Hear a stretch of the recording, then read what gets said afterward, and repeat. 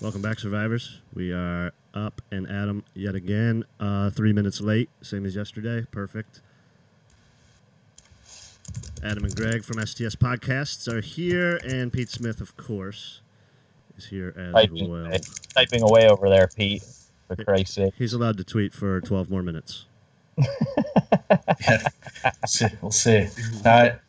You need to get one of those keyboards where you can't hear anything. Yeah, right. And with the once the check clears from the good people at surviving the season, I will get that nice laptop. It's in the mail, Pete. You keep waiting for it. It's in the mail. Awesome. So what are we looking at here today? There's a few early rumors.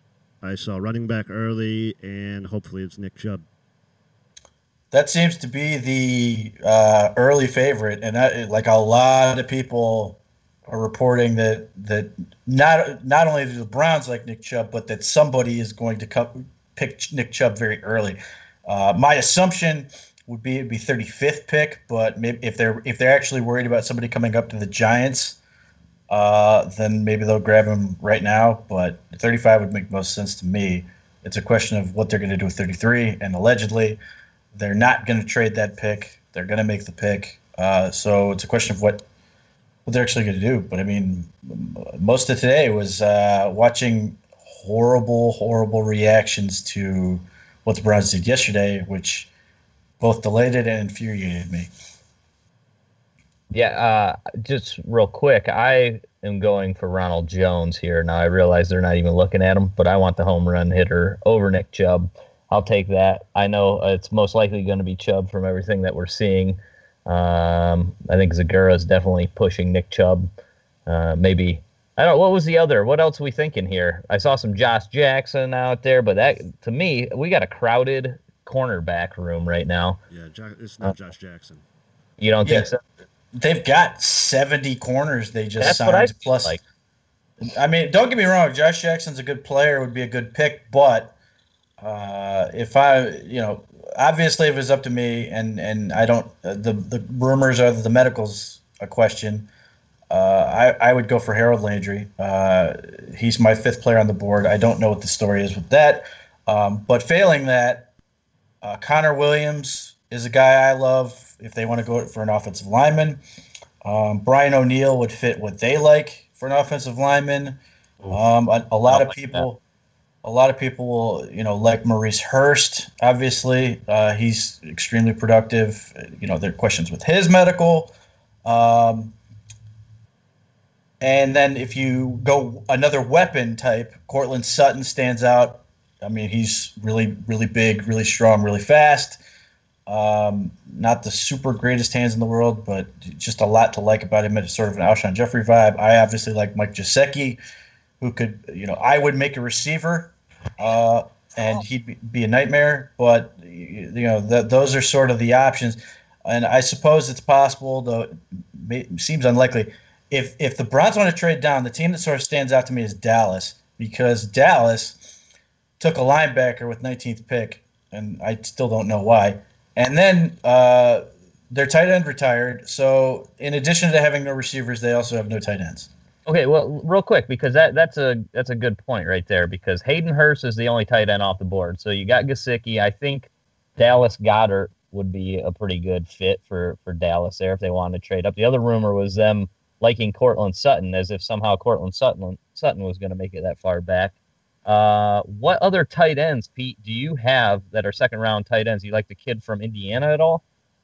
Dallas Goedert is obviously, if you want a real tight end, he's a good tight end. But Ian Thomas is pretty good. I think he's a little bit more of a slow boil type. It's probably going to take him a little while to get going. But if they want sort of a guy that maybe fits that same style as Witten did, then yeah, Ian Thomas would make a lot of sense. He's more of an inline guy, can do a little bit more in that area. But, it's all a question of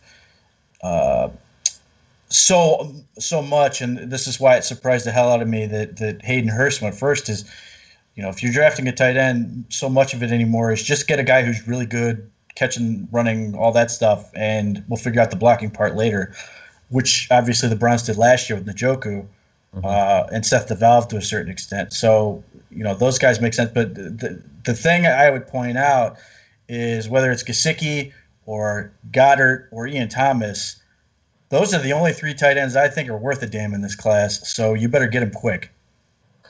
Yeah, and so that's what I'm saying. So that would be a trade-up scenario probably for the Browns at 35. If they're going to draft at 33 and they don't love somebody at 35, how far would that be back? 50? Yeah, they're at 50. Who are we liking right now? Like, who's our targets overall? I know you just named some. Adam, you got any on the top of your head that you're liking here? Landry, of course, but now I'm not so sure. There's a reason he's falling past the first round, so maybe he's not healthy. Maybe he's not ready to go. Yeah. Somebody said that had nothing to do with the ankle. It was a back issue. Back and knee, allegedly. Yeah, okay. That's scary. Back is never a good thing. So that's it's real bad. Well, I mean, it's on one hand, you're sitting there worried that it's obviously something that would be debilitating. On the other hand, it could be an Everson Griffin type situation. That guy fell to round 4, and now he's one of the best defensive ends in football. Gronkowski, spinal stenosis is why he dropped to the second round. He's going to go to the Hall of Fame. So don't get me wrong. This is why you have medical personnel, and obviously I'm not a doctor, and even if I was, nobody's showing me their scans. But that's why, certainly it scares you when you just hear, well, he's got an issue with his knee or back. But that's why, you've got to – it's easy to sort of get scared off. But if they're confident in what they see, then I'm with it. The other guy I would throw out, if they traded down, and let's say some of these receivers start flying off the board, Alan Lazard from Iowa State, who I think is underrated. He's enormous. He's 6'5", 225. He has incredibly soft hands, and he's really fast for that size. But so if let's say they grab Nick Chubb, for example, and they are trading down because Dallas comes up, they want Cortland Sutton, for example, the Browns could conceivably get another asset, hopefully, and I would hope it is for next year's draft, but beggars can't be choosers. And then if they're grab an offensive lineman, maybe they grab Brian O'Neill at 50, and then like 64 they could grab Lazard. That could be a pretty positive situation. Now I'm like you guys. I'm not super high on Brian O'Neill. There's some issues there that need to be fixed. But if you're talking about athletic profiles, and I saw Zagura throughout Tyrell Crosby, I don't know if he fits what they like. And Dan Kadar at mocking the draft, immediately reacted to me. He's Sean Coleman-y, and I agree he is. So if you're trying to get away from that, then Connor Williams and Brian O'Neill are the guys that sort of stand out from that standpoint. The other guy who's bigger, if they want a bigger guy, again, I don't think they do, but his athleticism isn't great, but he's really young, is obviously Chuks Okorafor. He's another really young guy who's super big. But that's part of the reason I really like Connor Williams is because he's barely 21. Mm-hmm. And you've got to sort of coach him up. But, this is the thing is I know a lot of Browns fans, I get messages all the time. We can't possibly go into the season with Sean Coleman. Well, first, why not? And second, if you believe like I do that really none of these offensive linemen are equipped to start right now, just get the guy you really like to develop. And if Sean Coleman you basically give him the Sean Coleman treatment. You coach him up for a year, and then you have super athletic left tackle, left guard, and center. That's a pretty nice situation to have. But I fundamentally disagree with the idea that the Browns cannot start Sean Coleman. And I actually think he will be better than people do. A lot of people do, and that's largely because if they take a guy like Nick Chubb, they'll do what Sean Coleman does best, which is actually hand the ball off to the guy in the backfield behind the quarterback. Hugh Jackson, if you're listening, this is something you haven't really done, and let him run forward with the ball in his hands already, as opposed to throwing it inaccurately at him. 5 minutes. What do we got here? 3 minutes. Greg, who do you want here? Top of the round.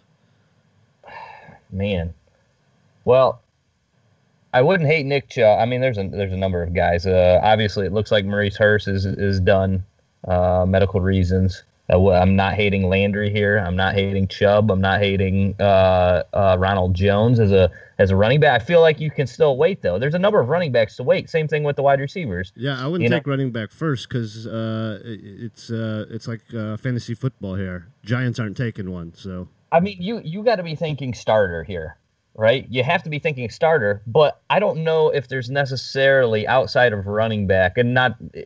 I mean, you'd still be battling for a job if there's a guy here that you're going to take and start right away at any position. Yep. The answer is probably not, unless you consider a guy like a Nick Chubb or Josh Sweat's another guy that could be in that role where you're saying that. Yeah, as a pure rusher. If you're saying a pure rusher is like a slot corner, that's really a starting position. Yeah, but I'm with you. I understand what you're saying. It's not like I think running back is basically the only position you could take right here, and you go pencil him to the starting lineup, right? Type thing. And even that, with Duke Johnson, Carlos Hyde, you've got some things to sort of figure out, and a right, problem so, I'm happy to have. That's what I was going to say. That's actually a good thing here. So we don't have to. We're not drafting for need. We're literally drafting best player available, right here. Best player available for me. I mean, it's tough, man. Cortland Sutton there. I still like Christian Kirk. I mean, we don't need Christian Kirk at all with it being with having Landry now. There's a number of wide receivers here as well. Michael Gallup, I absolutely love. I just think he's a damn good receiver. Now I don't think he's going to go till even the next round. DJ Chark can stretch the field as good as anybody in this draft. Sam Hubbard, not my guy, but I can see an argument for that. Darius Geis, I don't even know where to go with this. If it's me, I'm just going to throw in my card with as Ronald Jones here. That's probably what I would do. That's the best player that interests me the most. But how about safety as well? We still are we just set? We're dead set on our safety, a free safety position? Yeah, but I'm saying if you want somebody, I mean, I guess somebody Justin could. Reed? Is Justin Reed a name? I think he's a strong, to me, I think he's a strong / overhang defender, but there are people who think he can be a free. Jesse Bates? It's way too early for me. Okay. I don't love this free safety class. I just don't. Like if you're asking me, I would put Kai Nakua over everybody left in the draft. That's how bad this class is to me.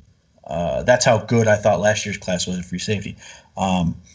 So unless they're getting like a Tarvarius Moore, who's supremely athletic out of Southern Miss, personally, I think they're better off with basically punting this year at free safety and going with Randall and then Nakua. And if they feel like those aren't the answers, next year you've got guys like hopefully Lucas Dennis from Boston College is going to be supremely athletic or somebody along those lines. But I just don't see it there. The one position I think you could conceivably get a starter we've mentioned it is if they're good with the medical, and I don't know if they are, is Hurst. That's what it comes down to. Hurst or Landry if the medical is good. Let's assume the medical's not good. Where are we going next? Now you're talking Connor Williams. Some people don't even think he's a tackle. I'm unsure what Connor Williams is, but I'm willing to bet on the kid. You brought it up. He just turned 21, I believe. So plenty of things to work with there. This is a tough choice here because there's so many talented players, and even if they did trade back, which you already said they most likely weren't, I wouldn't hate that as well because there's a lot of guys on the board here. Yeah, I think Connor Williams is a tackle. The people who seem to think he's a guard are citing lightweight, which how the hell does that make sense that you'd move him inside if he's light? And then arm length, which is one of the biggest bullshit myths about offensive tackle. You want tall guys. Arm length, not going to do it. His arms are 33 inches. That's fine. Joe Thomas's are shorter than that. And athletically, he's got the goods to be an offensive tackle. So I'm not worried about that. But certainly that if the Browns feel like he's a guard, then that's a different story. But he can even play center. I mean, realistically. But are they saying he had medicals too because he missed the 7 games? He had MCL, PCL sprain of the knee this year, torn meniscus in high school. Not that I'm aware of. I think that, like we talked about yesterday, I thought that, I'm surprised Will Hernandez is still here, but what we saw was those interior guys go that could play right now and impact immediately. And there was a premium on that where I think Connor Williams is a guy. And I think part of it is the injury is they're not sure he's ready to go right now. But I've not heard anything, and I could be wrong. Maybe there is a medical with his recovery. But I think it's less to do with that, more to do with unsure he's ready to go right this second. Right. Now, what I would say is you're saying who should the Browns take? I would be inclined to hesitate one pick and wait for Nick Chubb and grab somebody like Noik Gesicki. He's my top player, period. But if they love Nick Chubb, if they're saying he's the dude, do it. Because what he's going to do for this offense is drastically important in terms of changing fundamentally what this offense is going to look like with a running game that's not only going to help Tyrod Taylor, but more importantly, that's going to be Baker Mayfield's best friend. Him and Duke Johnson are going to make his life so much easier. Well, essentially, we're picking two players here, so that would be the other thing. What are we worried about the Giants taking? Yeah, not running back. If I'm the Giants, I would run. If I'm the Giants, I'm running the card up for Willie Hernandez immediately. Oh yeah, that'd be a great pick. That makes sense, and he's not Vegas too. Come on, he shouldn't be on our board just for the fact that we don't need the guard position. So. Yeah, I would probably go running back here because you have your pick of the litter. You got to decide what you like. Nick Chubb, you like is a different. Nick Chubb, Darius Geis, different running backs than Ronald Jones.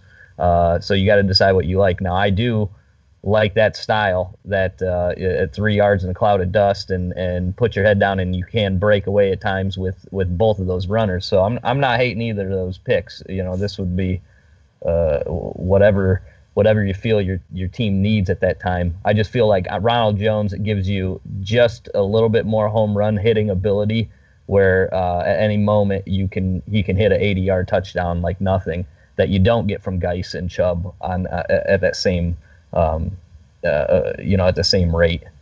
Well, and you and I actually disagree a little bit in that I think Ronald Jones is actually a better receiver than you do, and that he adds that element to the game a little bit more than Chubb.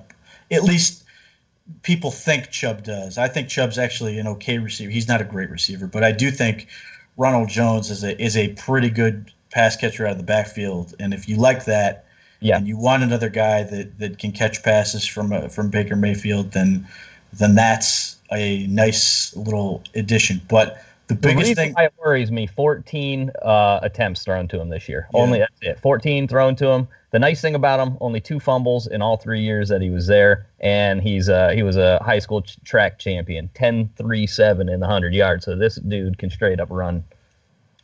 The biggest thing I like about Chubb, and I also like it about Royce Freeman, is they're going to own between the tackles, which Isaiah Crowell was wildly inconsistent with, and Duke Johnson, that's he can do it, but it's not really his thing. Whereas if you take Chubb or you take Freeman, you are saying we are going to win between the tackles, and that's something I think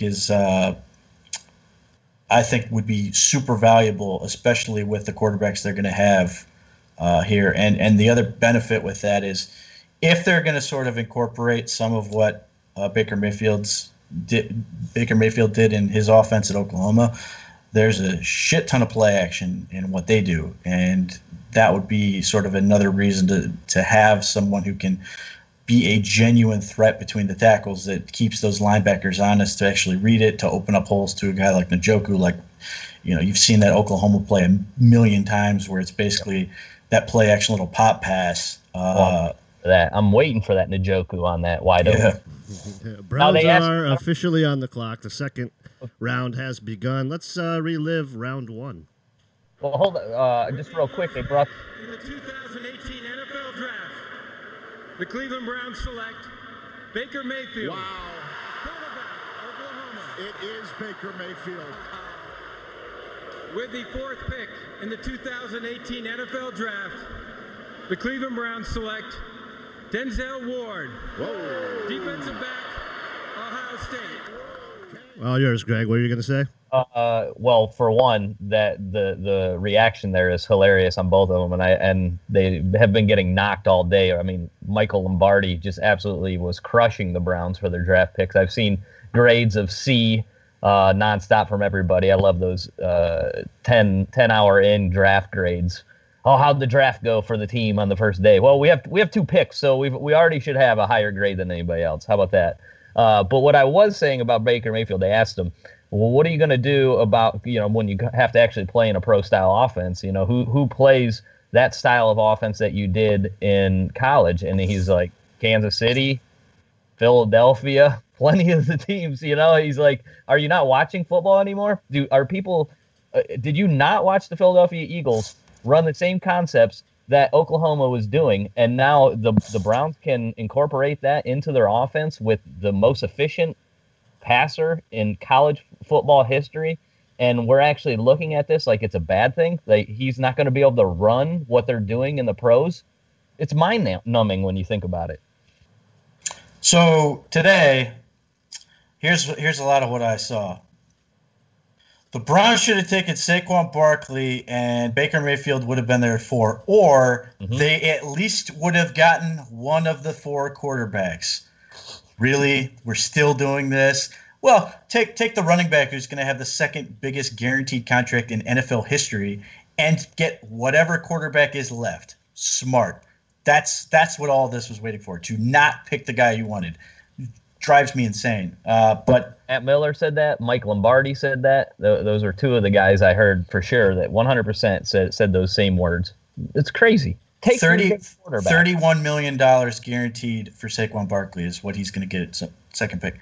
That may be more than Duke Johnson's entire extension, which, by the way, let's get that done. Yeah. Meanwhile, we have 3 running backs sitting here we can't even decide between. One seems to have a character issue, so he's almost just off our board based on that, but we would love to have him if there's not those questions. How silly do you feel if you're the Giants? Speaking of running backs, you took Saquon, and now you're looking at Chubb, Geis, Ronald Jones, Freeman are available. These guys are just as serviceable as Barkley's going to be.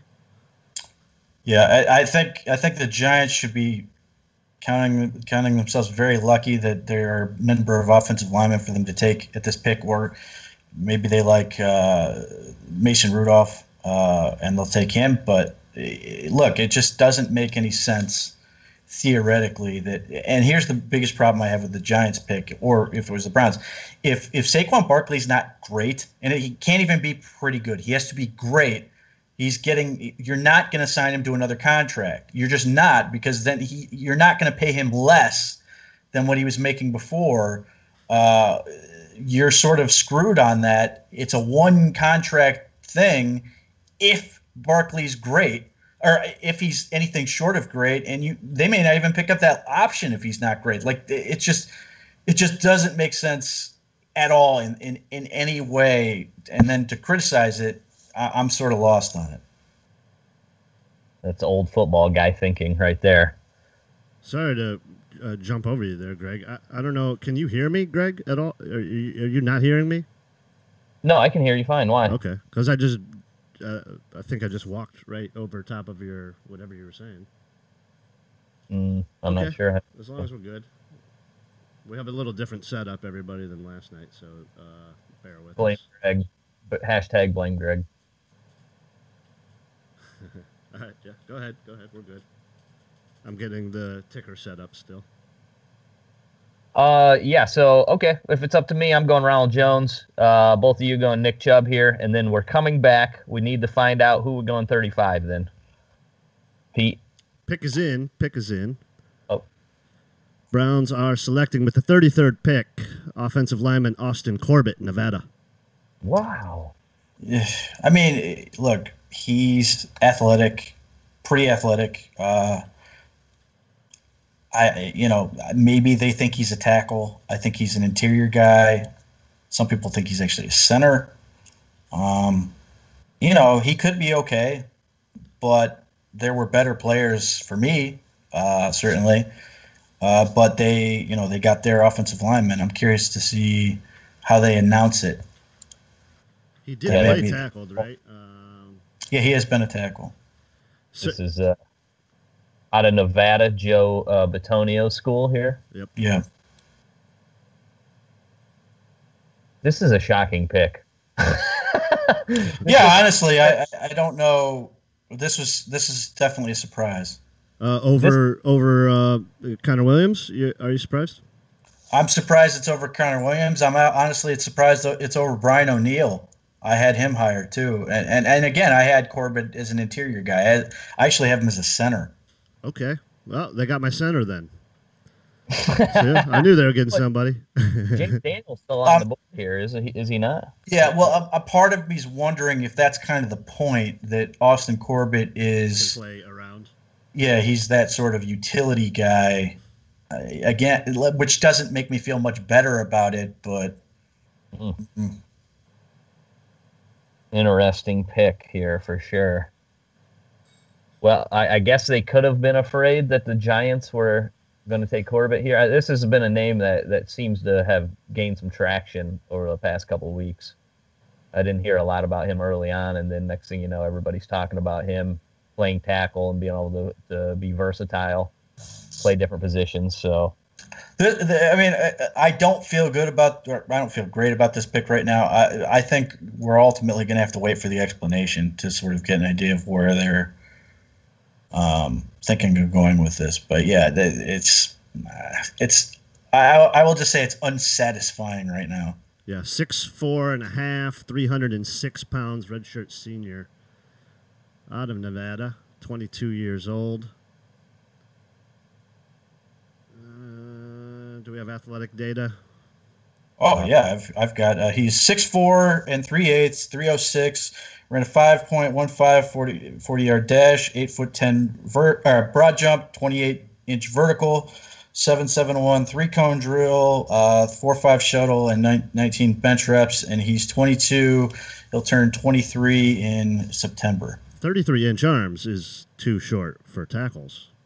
I didn't mention it. Are you seeing arm length? I just looked it up. Yeah, 33 and an eighth. No, again, I'm more you? worried about height, but okay. To me, this would suggest, he's 6'4" is where you'd want an interior guy. Pro Football Focus actually has him listed as a center. He was an 83.7 overall last year, 85. He was not a good run blocker by any means, but very solid run pass blocker, 13th in the nation out of draftable guys. He started 49 games at left tackle. 20 total pressures the last 2 seasons he's given up. Isn't bad.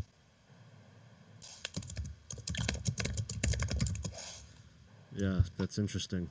This is a shocker for me, but I mean versatility. It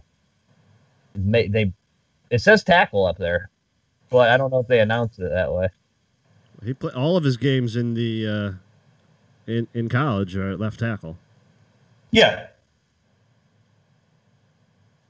He wasn't that good that senior bowl week, was he? I mean, I don't remember that much hype about him.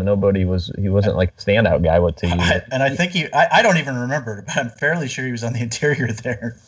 I honestly don't remember. Looks like the Giants pick is in here. Yeah, the Giants running back. That much we know. So they ran it right up there. We called it earlier. It's my boy from Vegas, Will Hernandez, will go second in the second round out of Chaparral High School in East Las Vegas. We got to remember these go relatively quick, too, now with only 5 minutes on the clock, which is a nice thing. So we're back on it, and we're still in play for Nick Chubb, obviously. We still have all the wide receivers on the board with Cortland Sutton probably leading the pack there.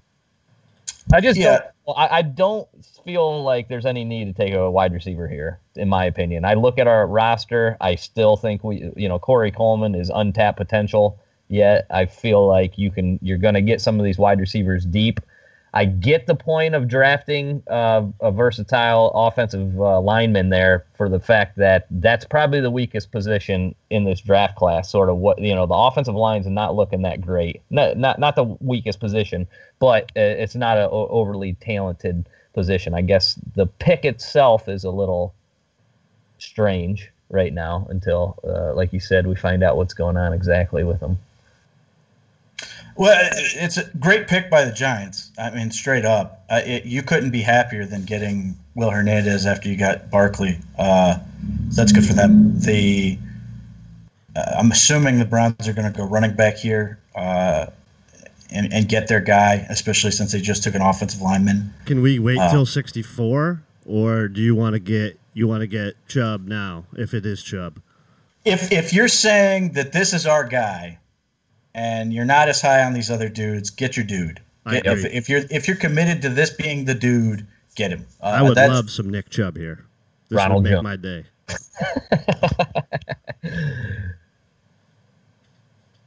Yeah, I there's no point in waiting here, in my opinion. So here's my question with picks in too.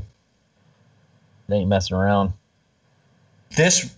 The Corbett thing reignites the idea: is Joel Bitonio going to be a left tackle? Ooh, good. That's a good point. Pick is in, boys. I'm going to go ahead and announce it. Yeah. Number 35, third pick in the second round is Nick Chubb, Georgia running back. There you go. Nice. Now, he's my 14th player on my board. He's a stud. And I cannot stress enough how good this kid is. And who knows, maybe we'll get bored enough to throw on some tape. What he does that makes him so special is how he sort of manipulates the unblocked defender, the strong safety, whoever it is, and he sort of makes it so that guy gets taken care of, and he opens the opportunity. He sets up his blockers really well. Like, he's super patient, but he's not hesitant. Like, he knows how to finesse it. And a lot of stuff, I think a lot of people watch him and may think he's pretty sort of run-of-the-mill, but he's doing a lot of things where you can just a little bit here and a little bit there that makes this enormous difference. And he's basically 230 pounds, and he's faster than people think he is. And he will I'm going to say it, he's a black guy with a deceptive, sneaky athletic black dude. He's the first one in history, sneaky athletic black dude. But he legitimately, if you watch and you let him get in the open field, he's a problem. And a lot of people don't assume he's a home run threat. I will tell you, he can go get it. Oh, absolutely can. He actually had he was number 5 in elusive rating from PFF, which means he can make people miss, break tackles, and he had a really strong breakaway percentage for them as well, which means carries over 15 yards. Now, they had really good blocking, so let's not act like Georgia wasn't a hell of a team up front. But if you go back to Nick Chubb as a freshman, it was Ezekiel Elliott, it was Fournette, and it was Chubb. And there was a real question, who was the best one out of all three of those? And Nick Chubb was right there. His freshman year he was a phenom. And he had one of the sickest knee injuries I've ever seen in the history of knee injuries his sophomore season. And obviously that took a step back his junior year. It really slowed him down. You could tell he was a step behind. And I felt like he was back to form this year as a senior. A couple of really nice things about Chubb. 0 fumbles this year on the year. Only 3 fumbles and 539 career carries. An interesting thing about him, he's never played more than 50% snaps for Georgia. Now, obviously, they've had a stacked running back every single year that he's been there. So that's part of it. You're playing with Sony Michel. You're playing with Todd Gurley. The young kid, I can't even think, Swift also there now. So he's played with loaded backfields. But routinely, who's the first one they go to? It's Nick Chubb. When they go, who's starting? It's Nick Chubb. It wasn't Sony Michel. Yeah, and I know a lot of people really like Sony Michel, and I always looked at it, and some people are going to be like, huh, what are you talking about? But in a lot of ways, Sony Michel was the Duke Johnson for Georgia. He did a lot of those other things. He was a pass catcher.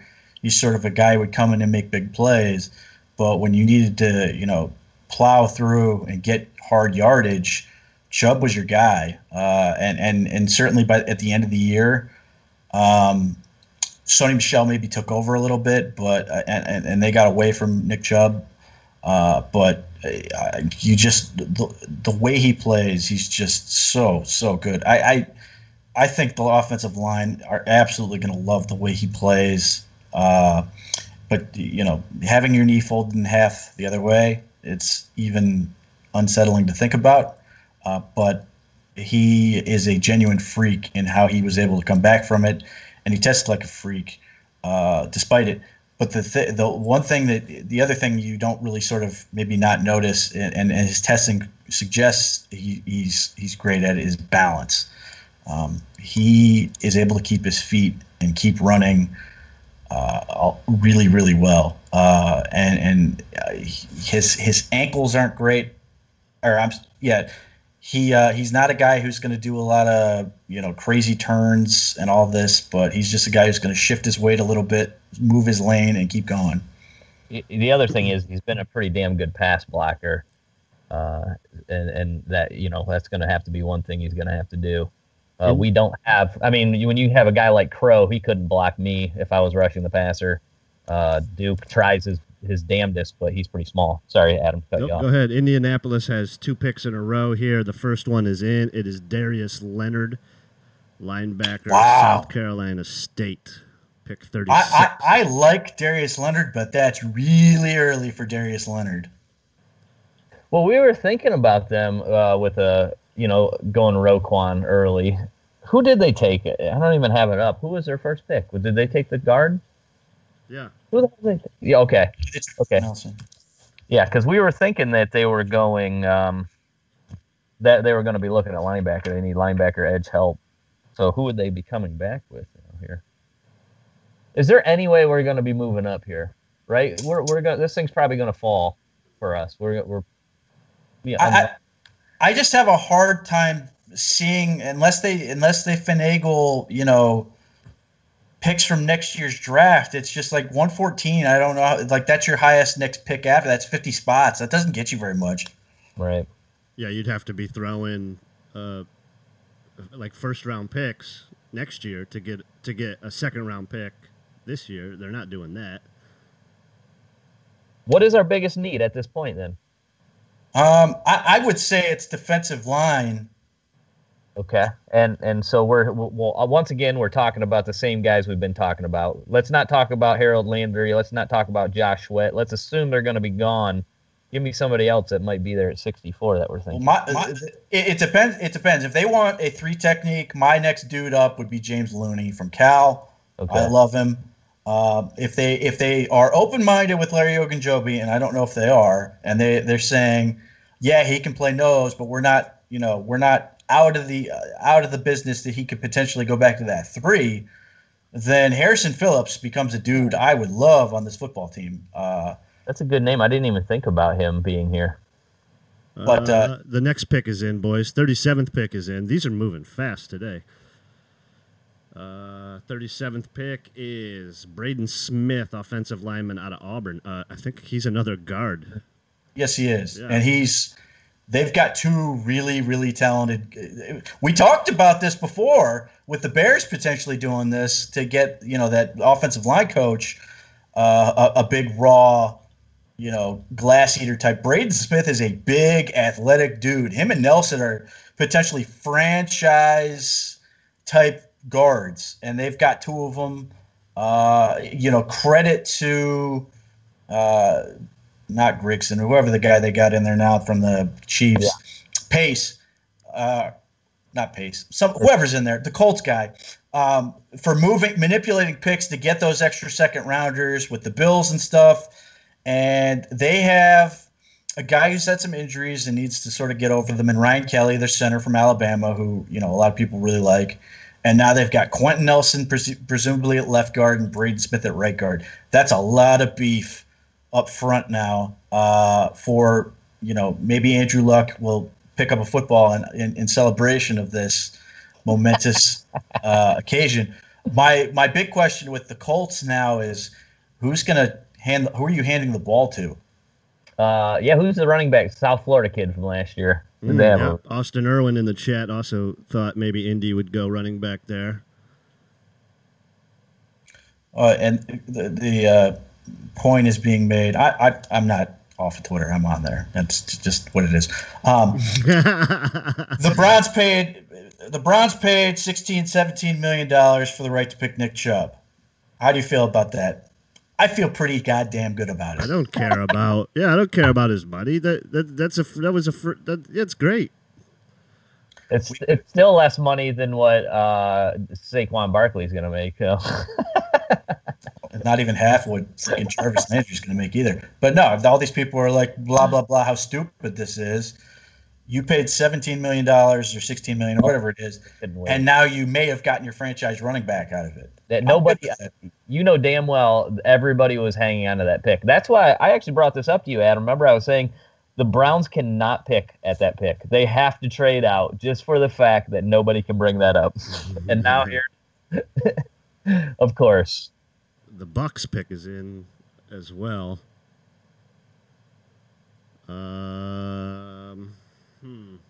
Number 38 in the second round is going to be Ronald Jones, running back, USC.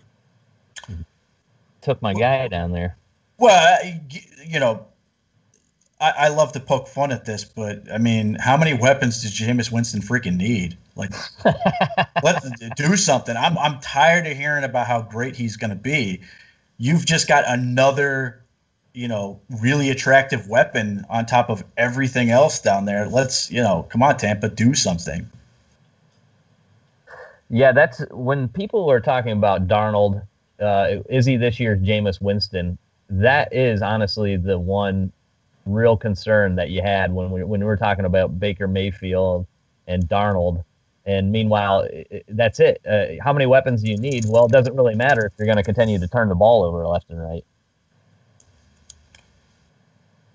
Yeah, it's interesting. So Landry's still on the board. Reed, James Daniels. I'm looking Chicago's up right now at 39. It's hard to keep track on the Bears' needs. They need everything. Like if they took another linebacker here, I couldn't hate it. They need everything under the sun. Well, they picked up Allen Robinson. I'm sure it wouldn't be horrible for them to go ahead and grab another wide receiver, though. You want to help out your young quarterback. Lineman? We had offensive guard. We had him for edge need. They defense is really their big thing. They need basically something at every level of defense. Like Josh Jackson here, if they're I don't remember what system they're running, but if they want a zone corner, he makes a ton of sense. I think they run a 3-4 something. I'm not sure.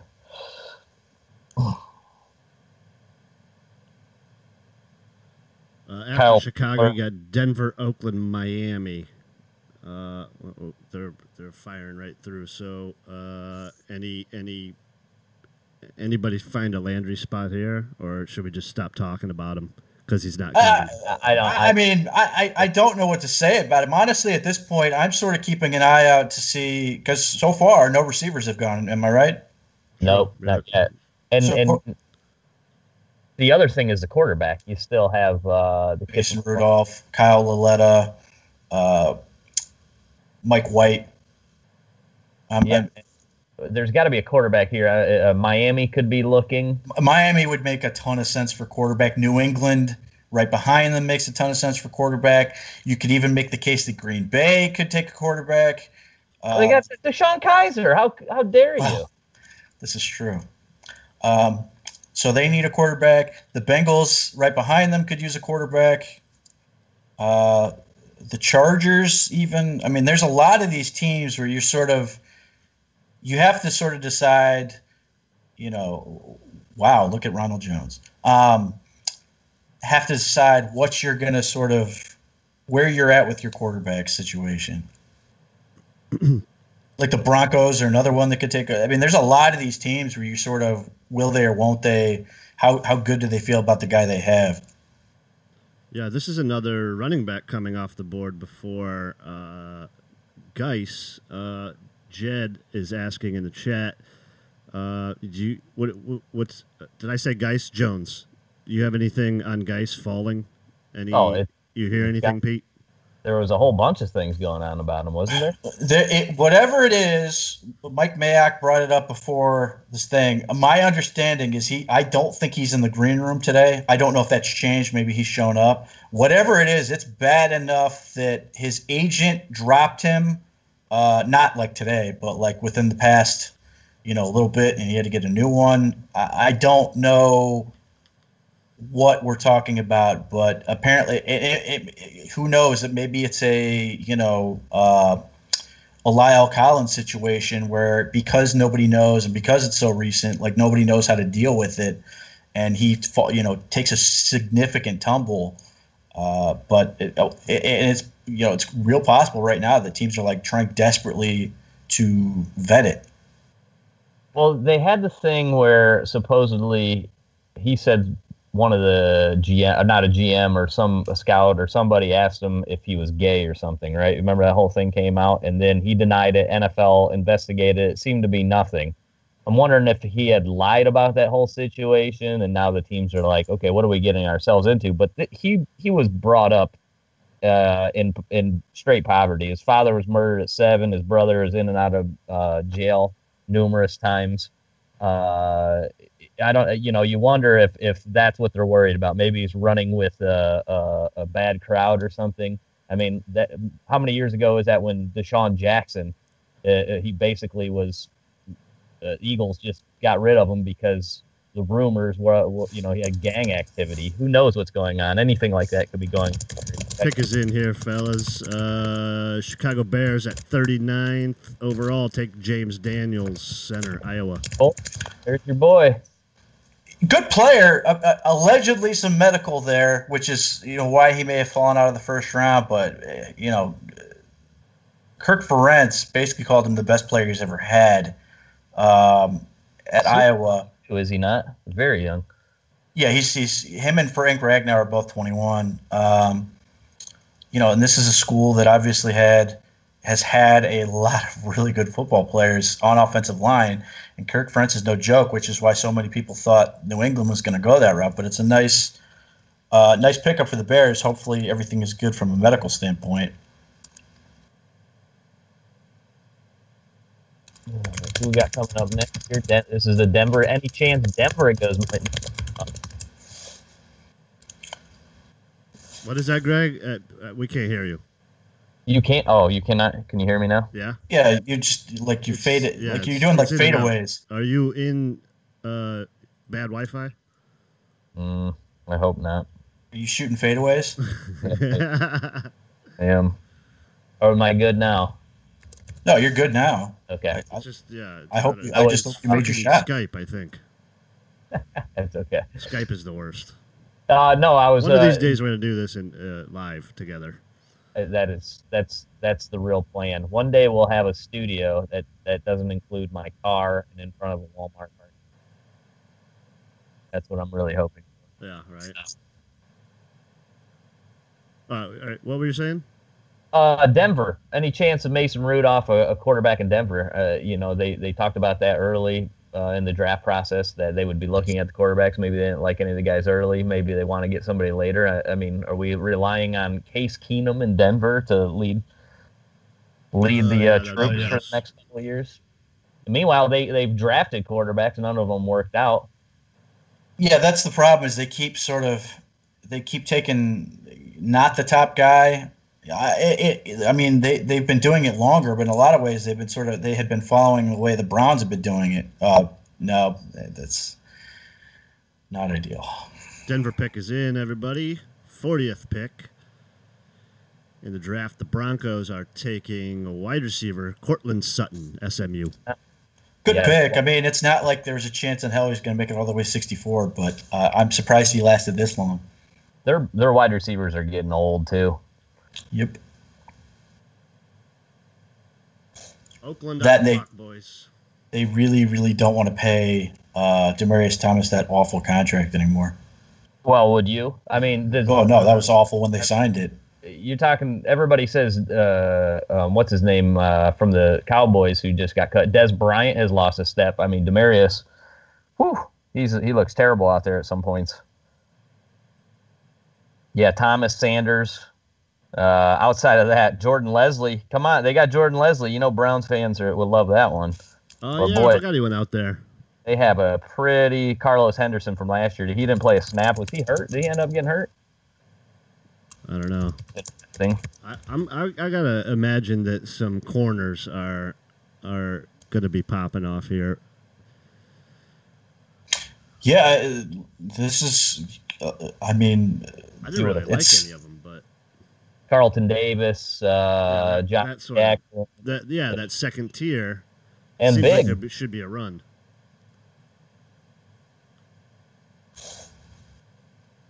There's some crap going about Darius Geis, some stupid a rumor that's saying that he told the team that he would kneel during the national anthem. My bet is that is bullshit, but you know, whatever. Anyway, I guess if you're looking at all these corners falling, and the NFL is basically saying we don't think the corner class is very good. I suppose you could make the case that does more to validate the Denzel Ward pick. It also may suggest that the Browns would have been wiser to wait, but they made that choice. And there's no shortage of guys that are going to be there at 64 that will fit any other spot. Yeah, when I look back at that, I mean, remember the rumors were that the Browns want to move back, but not too far. That tells me they were definitely targeting him. They didn't want to have to worry about losing him. And when you look at what's been taken, I can see how you can make that case, right? I didn't love the pick at the time, but you can definitely make the case that if that's your guy, you just go ahead and take him and be done with it. Because if you're worried about Jair Alexander, definitely has the same size issues, not even as tall as what Denzel is. The same thing with Mike Hughes, where those are only first round. Yeah, Mike Hughes was the last one. There were only those three. And Mike Hughes is just at 5'10", I believe, as well. So I don't hate that. The more I thought about it, we know pass coverage is the most important right now in the NFL. We totally lacked it. But once again, when you look at EJ Gaines, BBC, and TJ Carey, and now you've added your fourth wide receiver. Well, they always say that you have to have four good wide receivers. You know, that I guess brings up competition. He's going to have to Denzel Ward's going to have to earn his way onto the field, which is a good thing. But at the same time, are we going to be able to play all four of these guys? And you still have Terrence Mitchell. You still have who's probably going to get cut, the kid from last year. Now his name Howard Wilson. Yeah, he may never play. Yeah, he may never put on a Browns uniform, like a Browns game jersey. It's exactly crazy. And who knows? I mean, he was a tall but still skinny cornerback that I would have liked to see actually get a chance. But who knows? I mean, it's straight competition. That's the one thing that's happened in this offseason. When you look at every single position right now, there is legit competition at every single position that you're going to have to earn your job. There's no more, oh, wow, you were drafted here, you're going to come in and get your job. No, you have to earn it. And Baker Mayfield said it great today when he's like, oh, yeah, I mean, I respect the fact that, Tyrod Taylor's there. But I'm coming in. I'm coming in ready. I'm going to come in and try to earn a starting job. That's what you're going to have to do. And he's done that his entire life. All these guys now. You're not going to, be a heavy sleeper and just show up and you're going to have a spot on the roster. You're going to have to earn your spot. Yeah, I think, and we've talked about this at length, but to go back to it, I think part of the reason Sashi was effective was because they needed everything. So they could always pick the best player available. And I think when they changed to Dorsey, he filled the holes in the roster enough that they didn't need anything really. I mean, a quarterback, obviously, but after that, it was basically pick the best player available. In both circumstances, they were able to pick the best player available. And the difference with Dorsey is obviously it's a much more, I guess, a adult organization, and that you don't need everything. Now you're actually in a position where you're just getting football players who are going to help you win, and hopefully that converts. It won't this year, but that now this is what smart franchises do. They consistently find a way to pick the best player available, and that is important, and that's going to really make a big difference for where this team can go in a hurry, or in the case when you don't have a coaching staff for a year, some sort of weird punishment by the NFL, that you then, if you get a good staff in here, they can go really, really far, really fast. The Oakland pick is taking a while. Tennessee is traded up. They were at 57. They're trading up to 41 with Oakland. Tennessee. Do we know who they're targeting here? There's talk that it's linebacker. It could be Landry. What about Lorenzo Carter? Is this way too high for Lorenzo? I love Carter.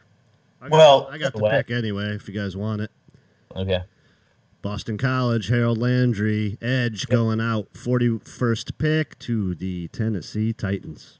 This is the Miles Jack fall from grace here with Harold Landry. Well, this is going to be the ultimate, are we going to come back in a year and go, what the hell was anyone thinking letting this guy fall? Or is it going to be, man, if only, are we waiting a year? Or, man, I wish this guy was healthy. It's a shame what happened to him. That type of deal. This is sort of that they're sticking they're putting their flag down, so to speak, and making that. So you now have a genuine thing where now you can have could have had him. Could have had him. Could have had him. They did jump right in front of Miami's on the clock now, but then New England. Maybe they were jumping in front of New England. Clark there calling that one in the chat. New England always loves, definitely needs to get pass rushed when you look at their roster. That they love to take those shots. This is the spot, though, that if you have an injury concern of a really good player, I mean, you have Jalen Smith, you had Miles Jack. It's like if you get to the, a little bit into the second round, it seems like, all right, now the risk reward is enough that we can go ahead and take a shot at this player. I don't know where that value chart came in. It's the risk reward injury value chart here. Yeah, I'll get you the compensation was to move up 16 spots was number 89, which is mid third. So Pete, I want to ask you this. All right, so Hugh Jackson basically gave the job already. He said Tyrod Taylor is our starting quarterback.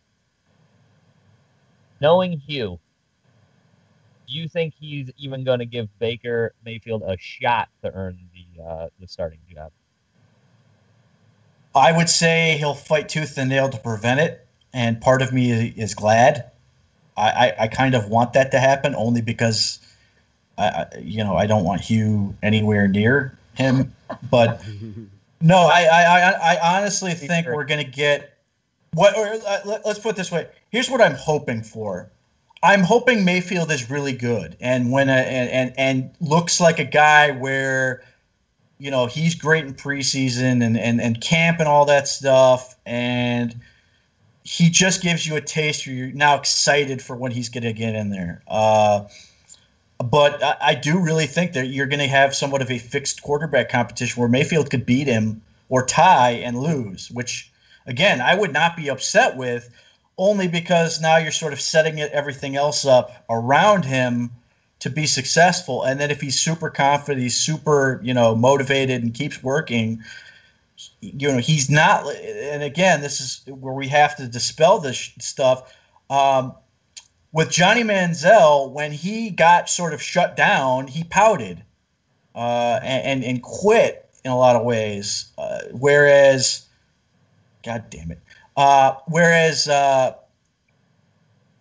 Mayfield is a guy who I think will fight through, like he will respond to it. He's got that two-time walk-on mentality where it's, grind it out, earn every bit of it type deal. So I look at it as a positive, but I think Hugh is going to fix the race, and I think in a lot of ways John Dorsey wants him to fix that race, because I think part of it is, if Hugh can't win with Tyrod, they don't want him to be here. Good point. I really don't think the Browns want Baker Mayfield to save Hugh Jackson's job. You know, and I think in a lot of ways, and we'll see how the rest of this draft plays out. And I meant in my last mock draft I did for the Browns, which is wrong. I laid out a scenario where it was like I had, you know, Bradley Chubb and Royce Freeman, but as it stands now, it's currently Nick Chubb and Denzel Ward. I think aside from those two guys, I think a lot of this draft is going to be on the shelf, and the mission for Hugh Jackson is we got you your guys, Tyrod, Jarvis Landry,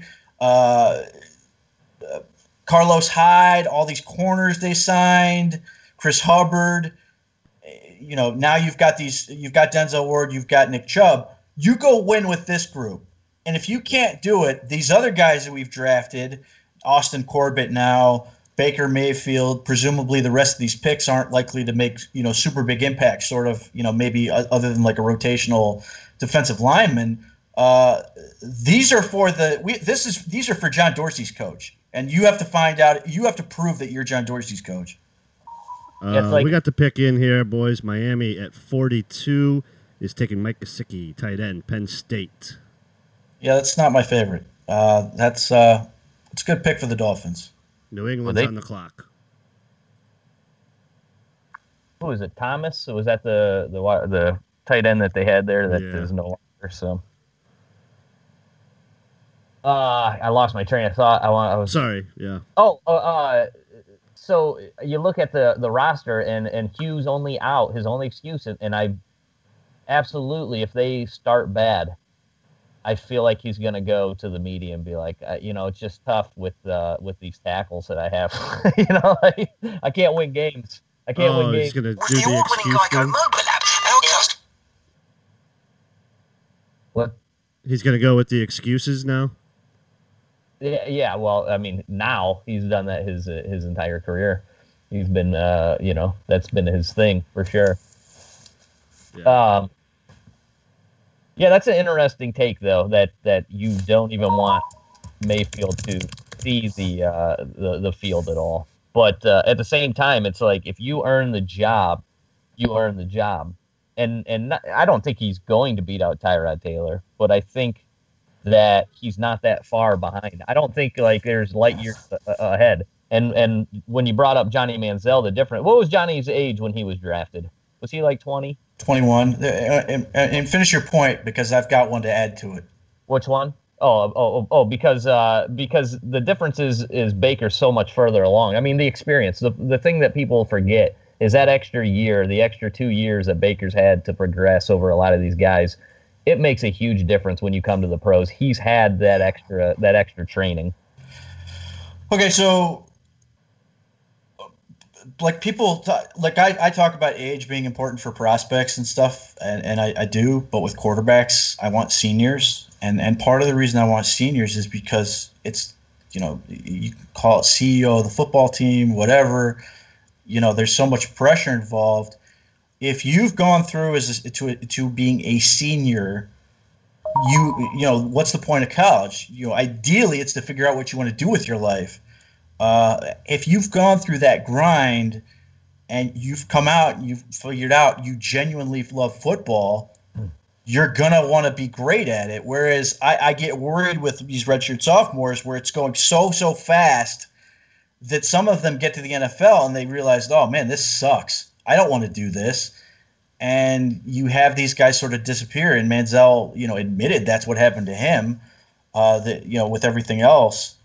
Yeah. And he was just so far behind, too. I mean, he even brought it up that he didn't even know what half the calls were. And it seems like Mayfield, at least if all the rumors are true, Mayfield's been really good on the whiteboard, and Mayfield seems to be able to absorb a playbook very quickly. New England traded down to 51. Detroit popped up here to 43. Geis, anybody? Ooh.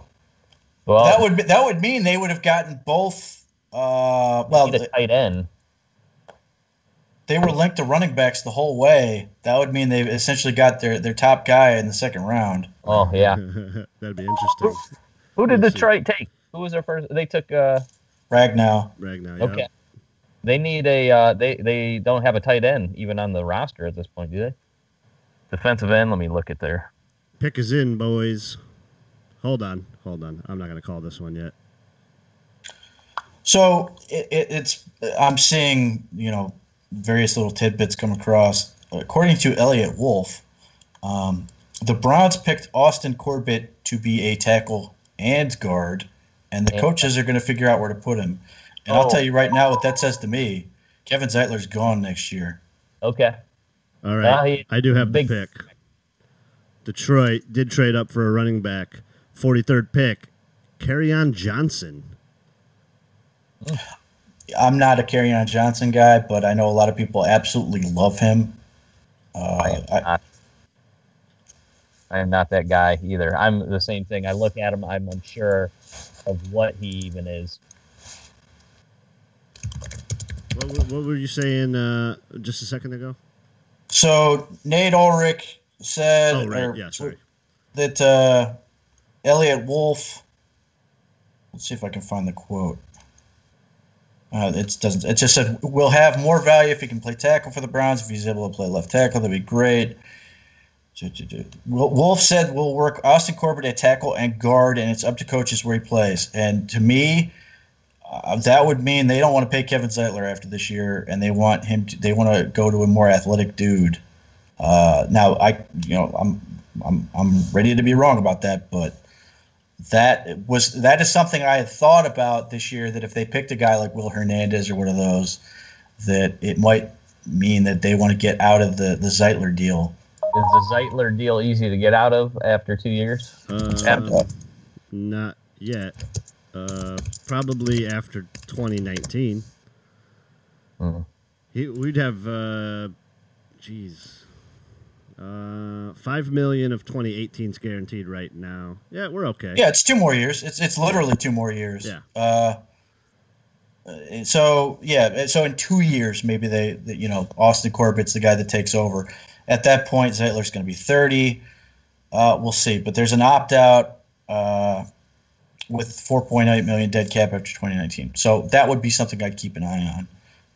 Yeah, that's not a bad number there. Does not make me, feel great about the pick. Now, granted, if he overachieves and he can be left tackle, great. But that's really not what I think he is. Well, I think Washington's on the board here at 44. Who did Detroit take? Kerryon Johnson. Kerryon Johnson. Okay, sorry.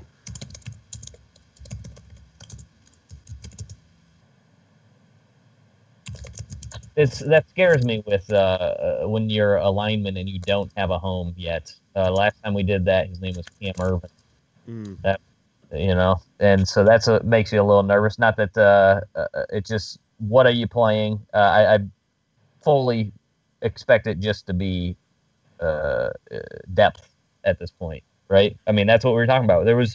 We look through all the prospects and we go, hey, is there anybody here that can start? Nope. All right, we're going depth. That's what they did with that pick. Well, the thing is, like, if you look at those Chiefs and Packers guys, they don't have like an old school right guard. They don't have that dude who can't move type guy. They have athletes across the board, and Zeitler is the obvious sore thumb in that situation. And again, in 2 years, you're probably not going to be upset about it anyway. Right. But you are doing it kind of 2 years ahead, which doesn't make you feel great about it right now. But it does paint a picture that, I don't think Austin Corbett's going to jump in there. Maybe he will and beat out Sean Coleman. But yeah, I think this is more down the road. Now, granted, given last year, it's certainly not going to hurt anybody's feelings if, somebody goes down, they have a guy like Corbett who can play conceivably all 5. But yeah, I agree with you. It's a lot like the Cam Irving situation. Now, he's a better football player on tape anyway. We'll see where it goes from there. I got some details here. Detroit gave up a 4th-round pick to move up those 9 spots, and San Francisco has now traded up from 59 to 44. San Francisco is now on the clock, trading up with For Washington. It seems like there's some weird kind of press conference with like the sort of John Dorsey's underlings going on, because you're getting quotes from like Elliot Wolf and Alonzo Highsmith. Yeah. I see that coming across too. They're not in working the draft right now. They must know. Well, Hopefully, we weren't taking any picks till 64, so we'll just go bullshit. well, yeah, that's usually what happens. Hopefully, somebody's on Hugh duty, making sure he's not doing anything stupid. Like you sneak me a call. I still want McCarron. I give you all my rest of my draft picks. All the rest. Somebody had asked them about just letting when you guys finally sort of let Hugh know, like 2 days ago or whatever. And Dorsey, I don't know if you watched the press conference, but Dorsey sort of had to stick up for Hugh a little bit, and then Hugh got into it. Like, I get that, I read the things that people say, and I get the narrative that's out there that I'm not involved, and that's just not true. I'm there the whole time. And he wanted to say, I know he wanted to say it was on his lips. He wanted to say that we are in lockstep, like they said so many magic words to say it, and then he used another word, and he said I can't remember what it was, but he used a different word. He goes he went to lockstep and goes, I better not say that because I've said that so many times. But Dorsey 44 to San Francisco at 44 is Dante Pettis, wide receiver, Washington. Oh, okay. I like Dante Pettis more than a lot of people do, apparently, but I think that's a great pick for the 49ers, and his punt return stuff would have been interesting if the Browns wanted to go that route and got Jabril Peppers off of that. Not that I'm saying he's bad at it, but just Dante Pettis happens to be a genuine freak. Yeah, I kind of would have liked him at 64. That's one of my targets. Gesicki was one of my targets. That sucks. So we're only 19 picks away. Green Bay on the clock. Let's keep these falling off. Let's see who's going to get to us. So legitimately, man, I'm so good at this. My top three receivers: DJ Moore, Cortland Sutton, Dante Pettis. My next guy would be James Washington, which I don't think anybody here would be upset about in the least. If he was at 64, then Alan Lazard, then Michael Gallup, then DJ Chark, Equanimous St. Brown, Anthony Miller, Traquan Smith. Like they're not going to be hurting for options at 64. Those are all good players. I don't think anybody would be hurting at that. Let's see what else we got. I fully expect Dorsey not to select any wide receivers there. With his last pick, he'll probably take the Antonio Callaway kid from Florida. Well, that dude, he couldn't even get through the freaking combine drug test. Yeah, well, I mean, hey, if you're good at something, you keep doing it, right? Evidently, but he even screwed that up because it was diluted. Well, let's be fair, because this happened to Peppers the year before. I mean, true. And let's be clear. This is the dumbest. It's unbelievably stupid that there's such a thing as a diluted test. Yeah. Make the dude test again. Like it's insane. Thank you. That's exactly what I was going to say. You're there how many days? You can't piss test a guy more than once. It doesn't make sense. I mean, I'm no piss test scientist, but I have to you have to think that there's more. You can't just take one sample and then that's that's it. We can't do any more. We're done with this. I'm not a scientist, but I think we can work this out where they take another piss and we get the definitive answer. But if you're just asking purely from a value standpoint, Washington, Lazard, Gallup are my next guys, and then Harrison Phillips, Maurice Hurst. Again, we don't know what that. Chark, obviously, I don't think they're going to go Okorafor now. St. Brown, Ronald Jones, MJ Stewart becomes, another dude if they want another corner. Well, Justin Reed. And I was going to bring him. MJ Stewart or John Costco was talking about that yesterday, playing safety also, free safety maybe. He might. I really like him as a physical corner. Him and James Washington going at it was the most fun thing at the Senior Bowl. Justin Reed is out there. If they want a pass rusher, and he's still sitting there. Obviously, Josh Sweat is around. I don't know what the deal with his medical is, but the guy that may be of interest As a pure pass rusher, at 64 be Obanya Okoronkwo from Oklahoma. Oh, yeah. Pick Josh is in Sweat. for Green Bay. They are taking Josh Jackson, cornerback, Iowa. Josh Sweat, he dislocated his kneecap his senior year in high school, tore the ACL, and it was near amputation. He also tore the meniscus in 2017 in the same knee. And he wears that giant brace. I'm sure that probably has something to do with it because the guy tested like a freak. But Pete, do you know this offhand? What was his production like, Josh Sweat? It was enough to be on my list. Okay. He's actually pretty good. That's the thing. Like I can't think of a much more boom bust type like prospect in terms of athletically he's a freak. Production wise, he's very good, but he got hurt a lot. But he's super raw. He has no idea what he's doing on tape.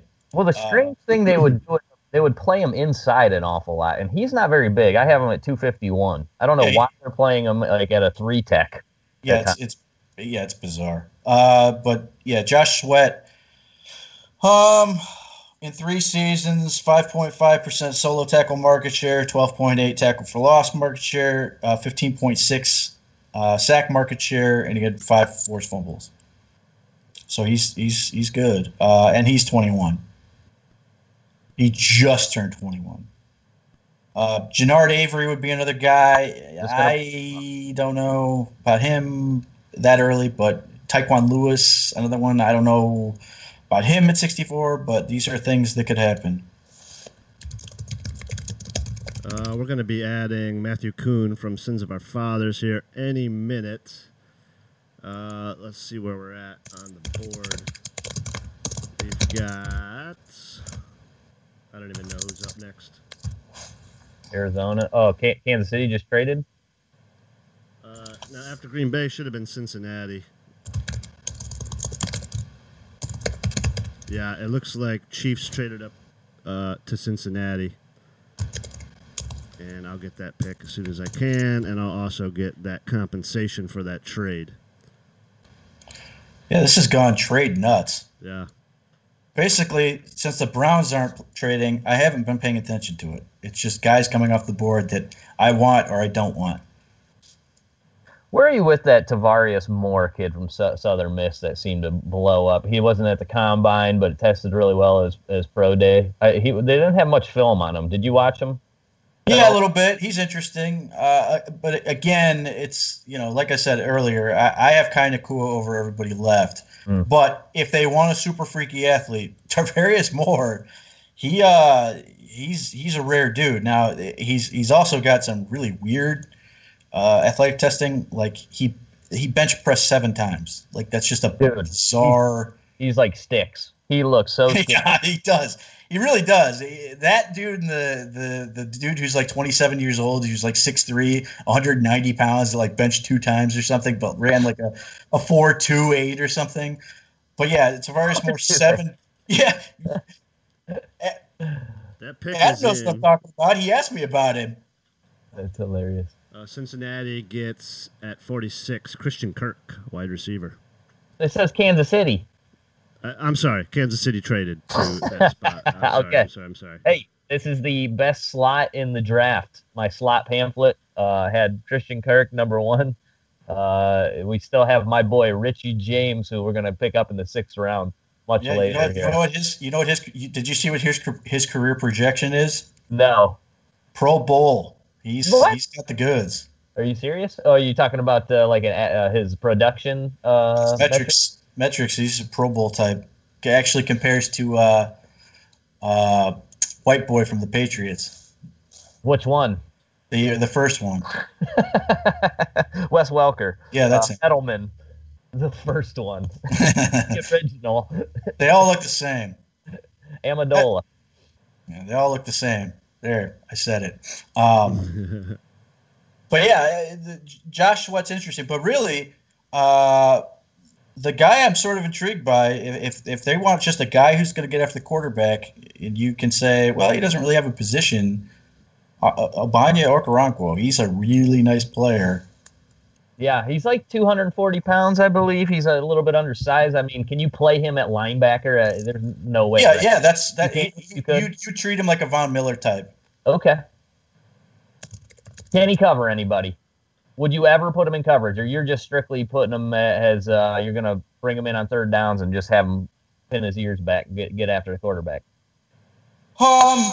I would probably just rush the passer, but I mean, if he's going to be a linebacker, then he's got to learn what he's doing. He's got to be able to do something else. I mean, don't get me wrong. You can find a spot in your team for a guy who's just going to kill the quarterback, but if he's doing nothing else except pass rushing and he can learn some stuff, then yeah. I mean, look, I you know me, I'm always happy to bet on the Nigerians. He's another one of those dudes. And I can't get enough of him. So if you can get him in here, I'd be curious to see what he can do. And certainly, Baker Mayfield certainly not going to hurt his feelings if they get him. And Uchenna Nwosu's sort of that same mold. I think Orak, both Nigerian. I think Okoronkwo is actually better, but that's certainly intriguing. Nwosu had a ridiculous amount of pressures this year. Oh yeah, he gets after it. Yeah. Now, Nate Orchard, Pete, is his days numbered in your opinion? It's got to be, right? There's no fruit left in that freaking tree. Yeah. Or yeah, I got you. I mean, he wasn't meant to play in this style of defense. To be realistic. He wasn't meant to play NFL style defense. And he's runs a 4 goddamn 8, and he's 250 pounds. He just had that one game.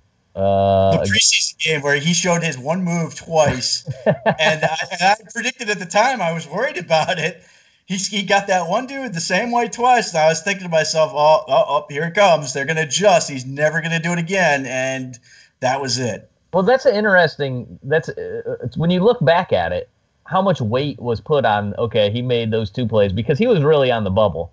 And then we made a quarterback decision based upon a cover 0 late in the game against Green Bay, where all Kaiser had to do was throw the ball up in the air and the receiver had to run under it. And then everybody goes, see, we got our quarterback. It just proved it. We got another mistake. It was not Christian Kirk. Christian Kirk is not taken here. Oh, my God. Who did it to us? I don't know. I'm not sure. It's Breland Speaks, defensive lineman. Sound the horn. Now, this is a 3-tech, is he not? What's he, about 280-pound? Breland Speaks. He's not even on my list. The first tweet I see from a Chiefs guy I follow. Fuck, that is so bad. Christ. And they traded up for him, too. Oh. Well, you know who he looks a lot like? The not as good version of Joe Looney.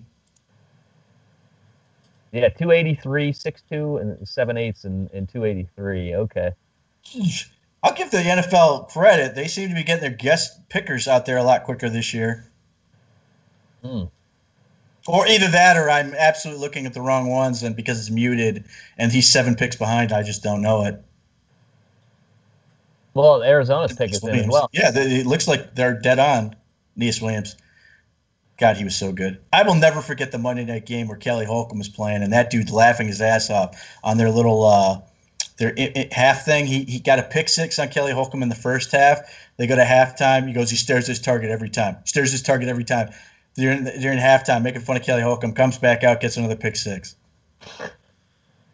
There goes Christian Kirk. There, I think Christian Kirk's going now, which is, I don't know how this happens. He's a slot guy. Yeah. Okay, there it is. Christian Kirk, number 47 to Arizona. What? Larry Fitzgerald plays a slot there now. Come on, what's going on here? Larry Fitzgerald is the ageless wonder. Well, not really. His production and efficiency, his efficiency, like a lot of people were citing his efficiency as an argument for Jarvis Landry. He's not efficient anymore. He's old as hell. How old is he at this point? He might be 36 or so. And yeah, that's what I'm saying. Basically putting up identical efficiency to Jarvis' goddamn $36 million Landry or whatever he is. I'm 37. I can barely run out to get the mail. Christian, this is a good pick then for them. I mean, this is you get somebody he's for a good football player. Yeah, you get. I really like Christian Kirk, and I think he adds another dimension. Like he can make some big time plays, man. His 3-cone was not good when you look at slot receiver, though. That's the one thing that I like. You tend to have a good 3-cone for slot. Yeah, it wasn't that athletic, right? He ran well. He's speed wise, explosion wise, he's fine. His agility stuff was not ideal, but I think he will figure out a way to make it work. I think the issue was because the Browns kept getting connected to Kirk. I think it would have been a big mistake to try to put him back on the outside, and because if he couldn't be the slot guy, I don't think he only had that one out. I think that would have been potentially a problem. Yeah, well, before Landry, it would have made sense, but not once you add Landry, you're not spending that high of a pick on a slot. Uchenna Nwosu, there he's gone. Oh, they don't need any more pass rushers there, do they? Those Chargers, for Christ's sakes.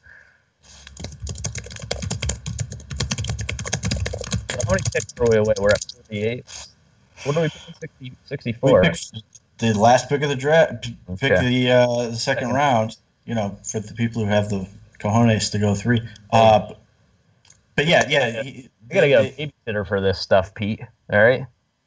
We've talked about this. You have so many fans that you can find somebody reliable that will come and watch your child, and so you can do the pod. All right.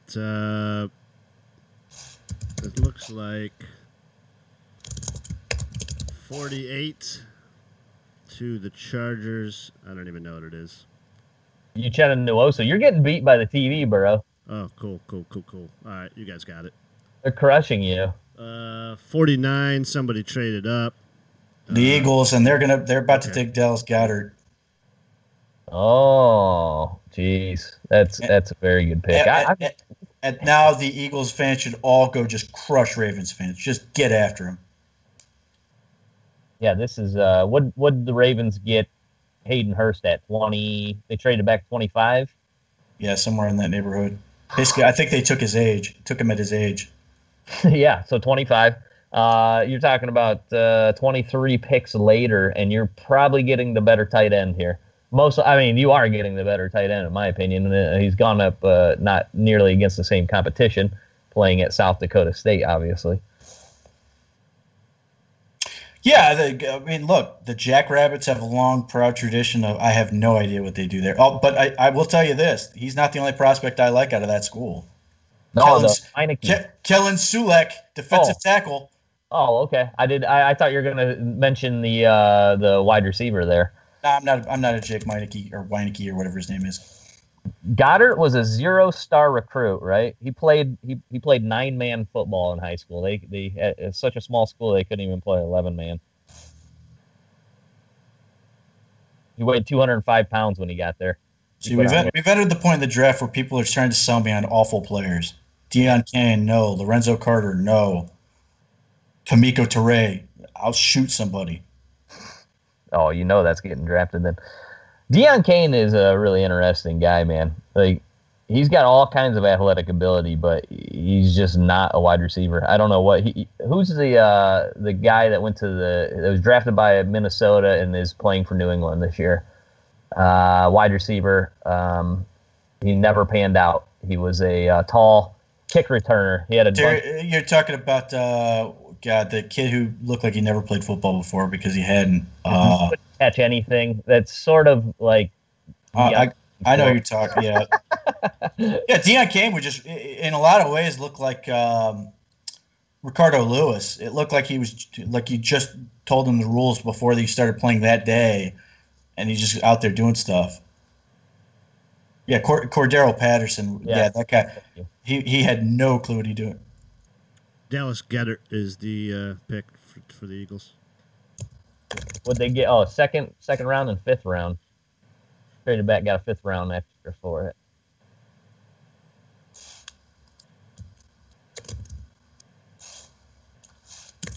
Dallas is up And at 50. they went right in front of Dallas, who Witten has just said that's the trade up there. Wow, that's why they traded up to get him. Yeah, get in front of Dallas. Yep. Man, the Cowboys are having a rough couple days. Wow. Well, they aren't getting Cortland Sutton here. We know that he's off the board.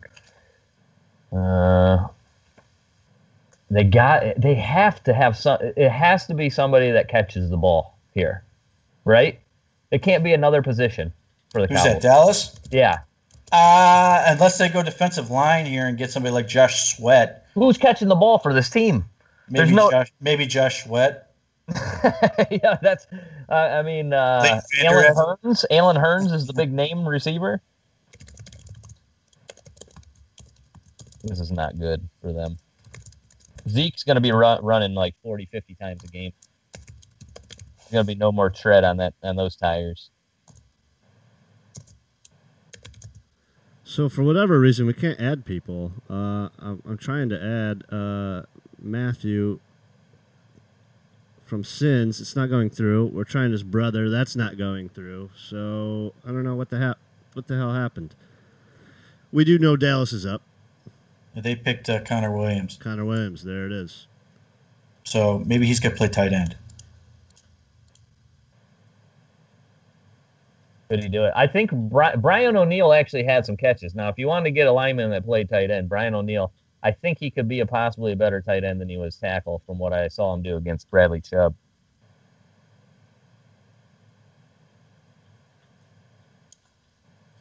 Connor Williams, man, it must be something to do with the injury for him to fall this far, though, right?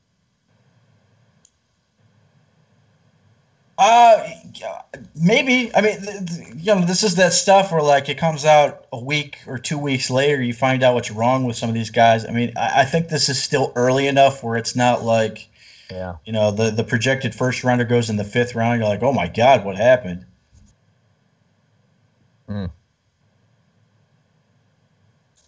It hasn't been like a super urgent run to get offensive tackles or pass rushers this year.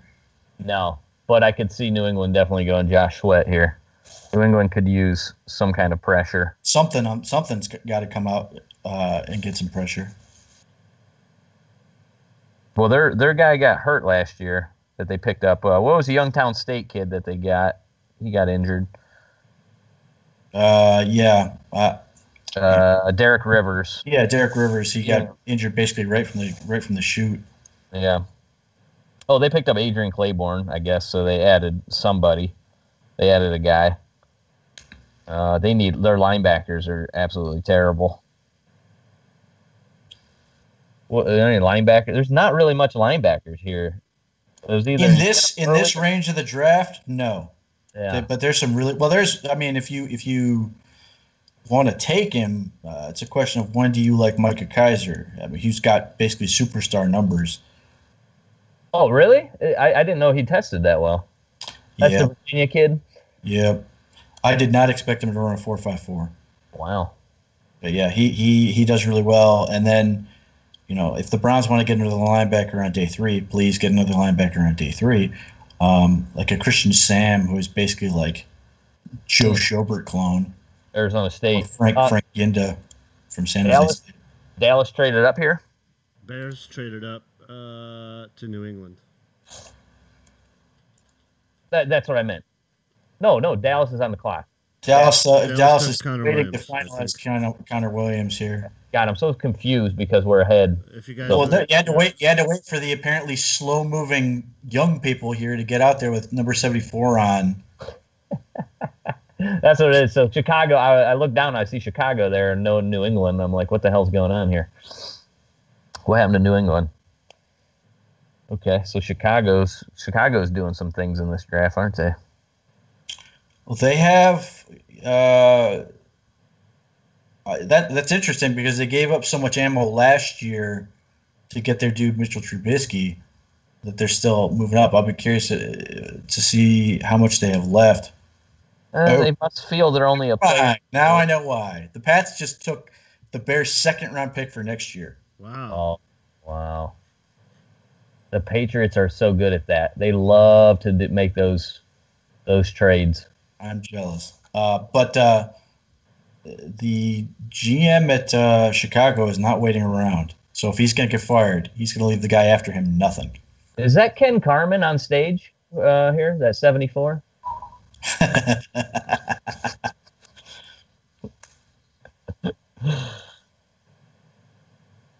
Well, I was thinking Bears needed a wide receiver, but now I've noticed that I forgot they added Taylor Gabriel, so could have had him. Or could have had him. But yeah, I'm sure Darryl Ryder is ready to present him at the Hall of Fame.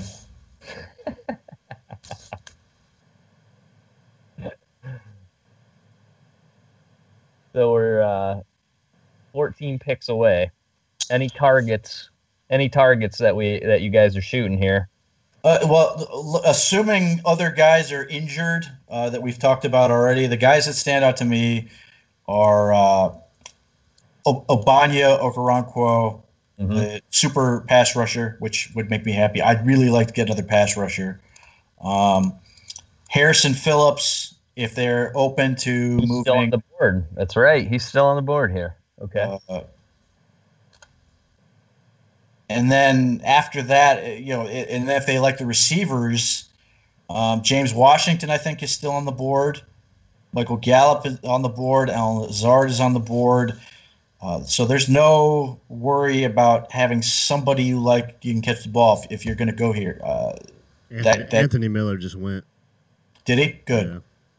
I like him. I don't love him. He's old, too. He's older, yeah.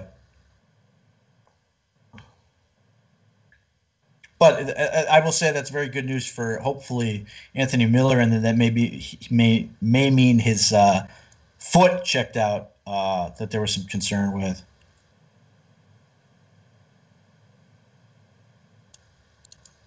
But yeah, for me right now, I'm looking at Okoronkwo and Alan Lazard. Say that one more time. If it's up to me, I'm looking at Okoronkwo. Okay. And Alan Lazard. Again, assuming the guys we've talked about before really do have injury questions we don't know about.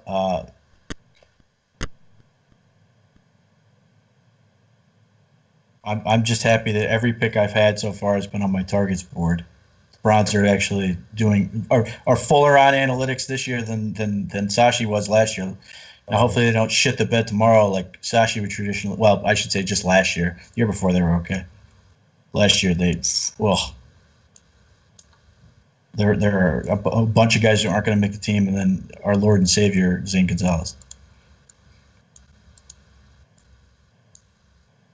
Yeah, it looks like we're not having any guests tonight. The Skype's fucked up, so. Oh man. Yeah, that's that. Philly on the board here, I guess. Eagles selections in, maybe. No. I don't know. We've got Chicago still. They haven't made a. That's Dallas. That's Anthony Miller. Oh, that is. Oh, got to get weapons for your young quarterback. I think. If it is Anthony Miller, he is openly weak. Oh, he's got Drew Rosenhaus, who of course gets in the camera shot. Oh. Yeah, Drew. He never misses his opportunity. No, never. Yeah. Cowboys fans seem really excited about Connor Williams. I do not blame them. They expect him to be a guard next to Tyron Smith. He's a local kid too, right? Who? Connor Williams? Yeah. Local to them. I don't think he's from Ohio. No. I mean, he's from. I think he's from that area. Well, I mean, if you have no receivers to throw to, then you better load up on the offensive line because they're not going to be able to throw the ball. Definitely do not draft Dak Prescott in your. Dak Prescott. Hey, maybe do you get double fantasy points if he throws to himself? It's not looking good for him. Maybe after all this is done, they'll re-sign Des Bryant. We're sorry. We're really, really sorry. Take us back, please. So Darius Geis, Carlton Davis, Justin Reed, Maurice Hurst, some of the big names. Isaiah Oliver still hasn't gone. Yeah. What do you think of Rasheem Green? Now, Pete, I'll give you my answer afterwards. I don't want anything to do with him. I don't know where to put him. For one thing, he plays defensive tackle. He should be an end. I mean, he's built just like Emmanuel Ogbah is. If you just go by, He was 280, right? He's a big boy. He doesn't do anything though. I think he measured 275 at the combine, but yeah, he's just not a big guy. And then you watch the tape, and you're like, all these people are like, Rasheem Green's great, and then every play he's just getting his ass kicked. Well, somehow he had 10 sacks or 8 or something. Yeah, I know. And I went, how? He never does anything. He gets no pressure. I don't know what happened. It must have been when they were playing, whatever their small school is that the USC was playing. Because all the games I watch, I'm like, this guy doesn't do a goddamn thing. It's trashed constantly. They run at him every play, and you just watch him get freaking tumbleweeded down the field. Now, Sam Hubbard with his athletic testing was really good. Colts pick is in 52. Colts is Kamoko Toure from Good. Rutgers. Good. He is awful. Dude, sound the horn. Where is it? Where's the horn? So there are a bunch of people who absolutely love Kamiko Toure. His athleticism is okay, and he never produced. Second-round pick. Yeah. Where are you at with Sam Hubbard, though? That's what I was asking you there. Good athlete, but not making plays. He's very agile, but his speed sucks. Like, he ran a 4.9. Oh, was it that bad? And his production's not great either. Yeah, no. To me, if you're saying I want one of the Ohio State defensive linemen this year, I want Taekwon Lewis. Yeah, I had a tough time with all of them because it seemed like if anybody was making a play, it was Nick Bosa. there is that. Right? I mean, should we be tanking for Nick Bosa? That's the question. Do we want Hugh to win any games? We could have Nick Bosa. I think he's going to go number 1 overall next year. Ed Oliver. Oof. Oh, okay. There's another, yeah. But that's part of the reason where, like, some of the people were talking about, well, I want Maurice Hurst, I want this guy and that guy, these interior guys. And I'm thinking part of the deal here is the NFL is kind of like, yeah, let's hold off a second. There's a bunch of really good football players coming out next year, and if they're going to add those guys, add them on day 3 where it's not going to be like a super big investment. But if you're looking ahead, just off the top of your head, it's Ed Oliver, whose production's insane. It's just stupid. If every mock draft that comes out, on Monday, he's going to be number 1 of the Browns. You're going to have Rashawn Gary from Michigan. I think he's going to grow into a 3-tech, play defensive end, but we'll see. You've obviously got Bosa. You've got both kids. You've got 4 kids potentially. The people are talking about first-round picks at Clemson with Christian Wilkins, who a lot of people thought was going to come out this year, and then went back to school. The guy next to him, Dexter Lawrence, is like 350 pounds, and people love him. And then you've got Cleveland Farrell, and then the other kid who's going to be eligible next year. All super hyped up. And I know I'm forgetting somebody else. It's just like the stupid, legendary, 2019 defensive tackle class in particular. But yeah, so like all these people were talking about Hurst and all these guys. That's why I was sort of more like Joe Looney, and I don't know where he'll end up going, but PJ Hall and those types. And that if they don't work and you're in position to take one of these dudes, okay. I mean, there's no harm, no foul type deal. Whereas, if you took a first-round guy or you took a Maurice Hurst at the top of the second round, you're invested. Now it makes it harder to take that guy. Mm. You brought up a name there, PJ Hall. Where do you got him on your board? I had him, I think, 49th or 50th on my big board. And now I should note that's before I found out about his agility, or 49th. Found out about his agility, and apparently he tested like a bumblebee. And what I mean, if you've ever heard Lou Holtz talk about the bumblebee, his little speech of aeronautically, the bumblebee shouldn't be able to fly. His wings are too short and his body's too fat. But he just does it with, willpower or whatever. So PJ Hall is supremely explosive. Vertical, broad jump, 40 time are all outstanding. His shuttle time and 3-cone are not great, and his shuttle time is actually slower than his 40. That's where I come up with the Bumblebee. Well, Tampa Bay pick is in real quick. 53 is MJ Stewart, corner. I like UNC. I like him a lot more than a lot of people do. how much does that matter when you're playing on the inside? Your agility compared to your explosion. It seems like explosion would probably be more important. There's no question you'd rather have explosion, but especially with the 3-cone, that tends to equate to balance. So basically, you want guys who can stand up and then stay on their feet. And the other part of that is if you don't have balance, and you see this if you watch PJ Hall, and having seen his agility drills, it makes a lot more sense. Is his pad level super high because it's harder for him to get low, lower center of gravity, hips, all that stuff. So that could really be a potential stumbling block for him. Now I still love him as a pure pass rushing guy, but those are things that you can at least see as being potential flags with him. Whereas a guy like my guy James Looney. He's just a freak across the board. He's the Larry Ogunjobi, type mid-round. I don't know if he's stashing hams quite, but that just super powerful, athletic guy who doesn't really have a great understanding of what he's doing yet, but he just causes problems for everybody.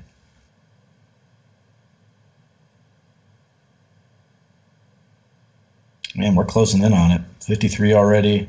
I just lost. I'm telling you, I'm having no luck with my damn laptop. I just lost all the shit. I'm trying to bring it back up. I don't even know what pick we're at. Oh, they're on break. Tampa Bay. Tampa Bay is picking. Tampa Bay picked MJ Stewart. Yeah, I like him. I think he's a solid physical corner, or maybe we'll see if they have a different. Maybe they do view him as a safety, but I'm a fan. A lot of people think it's a slot corner too, which God knows we don't. Cincinnati's on the clock. The Bengals traded back to this spot. Now, nothing would make me happier here than the Bengals to take Orlando Brown Jr. Ooh, I love it. It'd be such a Bengal pick too. Yeah, they drafted a center. That's been their only pick so far, Billy Price, right? So you're talking they still need line. I guess they could be looking at tight end. They did re-sign Eifert. There's no tight end really to, I guess, Thomas. They re-signed Eifert to just 1-year deal, and they have Tyler Kroft. They need quarterback. Yeah, that's the other one, the Mason Rudolph. Anybody here, Mason Rudolph would be coming up in this? Look, I mean, the Bengals are the team that should. I mean, they need a quarterback. But what about Jacksonville? They're another team that you cannot seriously tell me you're going to go, all in and just. So. Well, true. I forgot about that. They do have the net. And Pittsburgh. Honestly, I mean, you're looking at Pittsburgh, or it's surprising that Pittsburgh wouldn't go Lamar Jackson had they had the chance there. So. Well, you have to keep your eye out because you never know when the next Landry Jones is just out there for you to just be able to snag him. You don't miss out on that guy. Well, you got him last year, the kid from Tennessee who couldn't. Dobbs, who they got Dobbs. He made Deshaun Kaiser look like Drew Brees. Oof. I think the Bengals took Jesse Bates, which would make me happy because, again, just taking guys I'm not all that interested in. Which I gotta say is a bit of surprise if that's true. Yeah, they did. The Bengals secondary isn't really a problem. And they let what's-his-face go to us, which I never understood. I don't even know if we still have him. I think we got rid of him, didn't we? Kid from Fresno. I know who you're talking about, and I can't think of his name either. Did we actually cut him or? I don't know. Sean Williams, George Ioka. No, we still have him. Duron Smith. Yeah, I like Jerron Smith. TJ, who's your mama up there? So yeah, it's just a little bit of a peculiar pick for the Bengals for me. When you had Jerron Smith, you cut him, and now you're taking this dude. Yeah, their offensive line is just so bad. Nice. I don't know if it was that bad, but I don't hate it. Carolina took somebody. Carolina will be looking for a really small running back / wide receiver. No, they took Dante Jackson. Okay, small cornerback. Small corner. So very small, but once again, super fast 100-meter guy, Dante Jackson. Shit, he might as well play receiver too. I mean, come on. Don't they play like just a ton of zone there? Dante Jackson. Yeah, I think Dante Jackson will play slot. Okay. I think he's just going to follow around whoever's giving him trouble there. But yeah, they tend not to value corner much in terms of top money, and they go get those zone corner guys. So we're almost there with 2, 4, 6. Tampa Bay's up at 56. Boy, this round's moving. Yeah, 5-minute picks, man. 5-minute picks. That's good. I can actually sleep tonight. Soft. What are you thinking here, Adam? I'll be honest. I woke up super early. I couldn't sleep. Oh, geez. I was just too jacked. Too jacked on Browns not screwing it up. Adam, what time do you get up? 5? This morning? Yeah. Yeah, for like 5:20, right. something like that, and that puts me 2 hours behind. Anybody on your board here, Adam, that you love? I know you like that Lorenzo Carter. I'm not even sure who's off the board now because I've been spending so much time fucking with Skype and everything else. So I'm just annoyed with the whole fucking setup Here tonight. comes the Patriots. But if I had to choose, I guess I'm taking a wide receiver, whoever's available.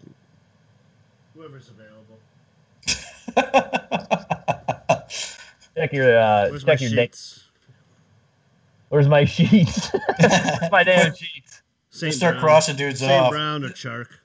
Just start crossing dudes off out of anger. I'll take St. Brown out of Notre Dame. I'll be good with That'd that. be fun. That'd be actually a really interesting pick. He's so goddamn talented. You know, and I want his dad around. Mr. Two-time Mr. Universe. I was just gonna bring that up.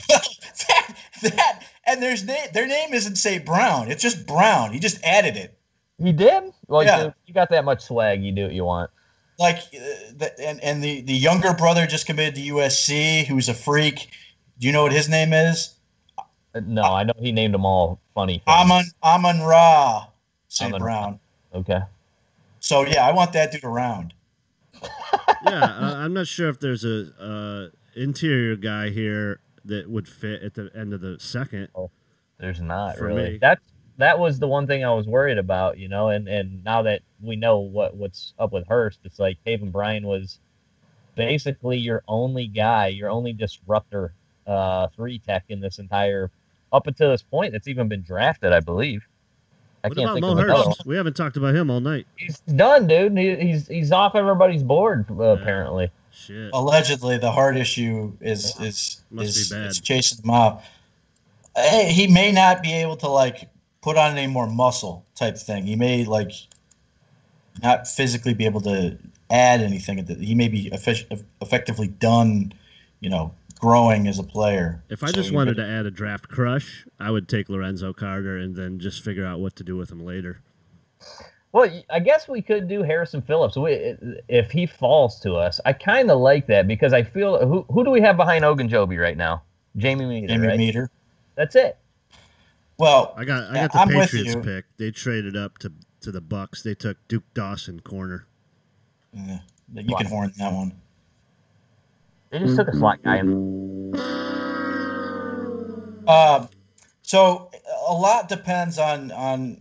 Look, now personally, I think Harrison Phillips can be more than just a nose. I know he doesn't like being labeled as just a nose, but to me last year, I viewed Larry Ogunjobi as a 3.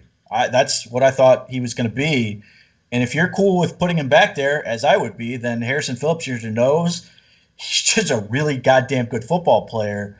and he's so good in terms of he's just ridiculously strong, in that he can extend his hands so well and then find the football, which is why he has 1,000 tackles.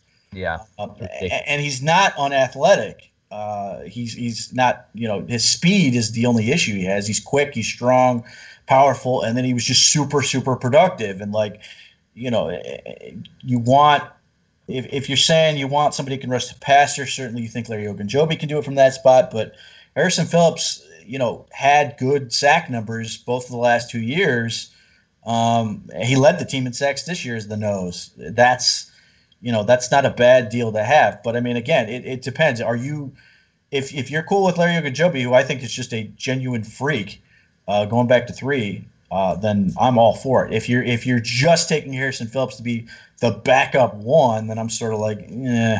What about versatility though? You don't think he's got that versatility to play both? I think he does, but I wonder if if how often he's gonna be used. Now maybe he becomes the backup nose / the Trevon Coley type. Yeah.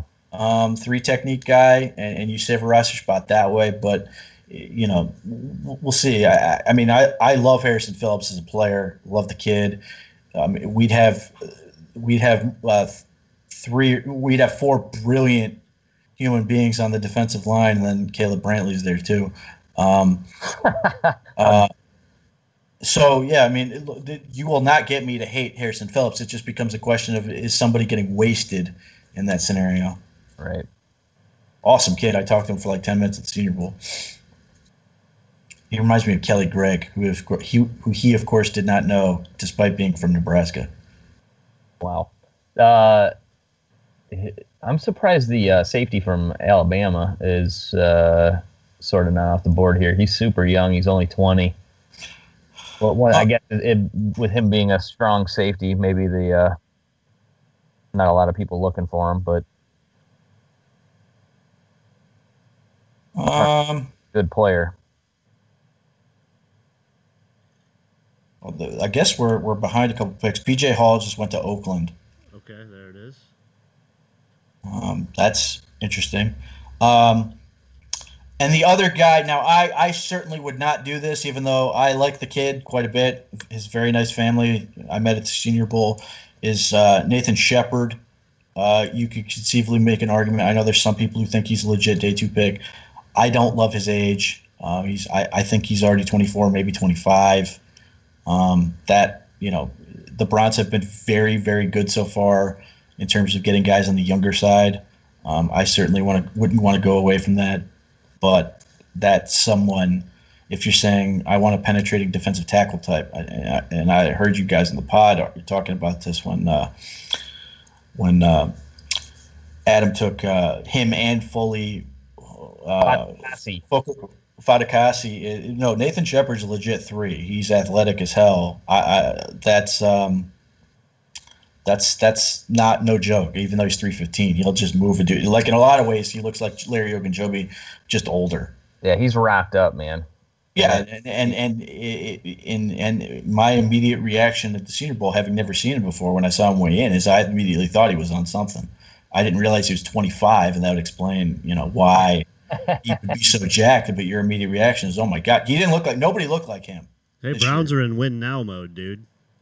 Let's go. We can bring in all the guys. We got to win. Everyone's getting fired. He's never going to see this kind of talent, though. I mean, he played against the JV team, essentially. Yeah. When he you was watch just mauling people. It was ridiculous. Wasn't even fair. Well, any tackles here? Who's on a tackle board? Brian O'Neill. Yeah, I mean, but Rankin's kid, is he a tackle? Is he a guard? Whose kid? Mississippi State, Rankins. Oh, he's not on my board, but he's a tackle. I don't think they'll go 2 offensive linemen. I'd be very surprised. Yeah. I could be dead wrong about that, but it would be very interesting to say, hey, we took Austin Corbett. Oh, he might be guard or tackle. We just took Brian O'Neill. I guess Austin Corbett's just a guard now. Yeah. No, again, we've been, I'm happy to be dead wrong on all of these, but the guys that stand out to me still, James Washington, Yep. Al Lazard, and Obanya Okoronkwo. Yeah. Okay. Darius Geis still tumbling. Yeah, Geis is still not going. Well, there was something I know Ben Albright's sitting on it. I could probably ask him, but I think Ian Rappaport just reported something. So my guess is that's not going to stop. Yeah. Interesting. So we got Atlanta, San Francisco, Pittsburgh. That's a big pick for us. Jacksonville, Minnesota, Tampa, Cleveland. Yeah, and those three guys plus Harrison Phillips, we're not hurting for guys that I feel like are better than this pick.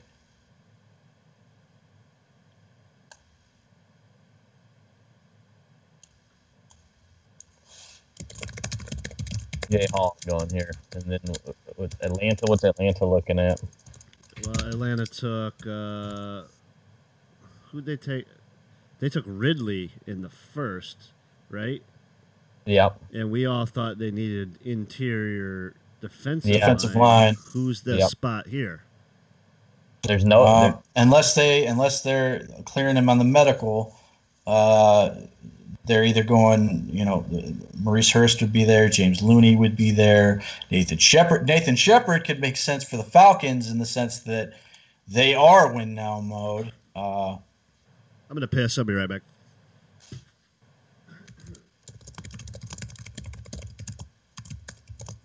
So those are guys that that's a team that actually could make sense for him. But, the NFL is weird about taking older guys, as am I.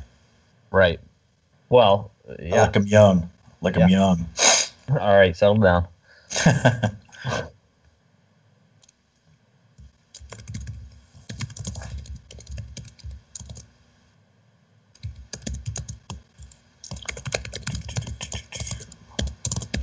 So yeah, if the Browns are sticking on my board, which they've done quite nicely, at least in terms of targets, those they can definitely get a nice dude here. But it's just a question of what do they actually want?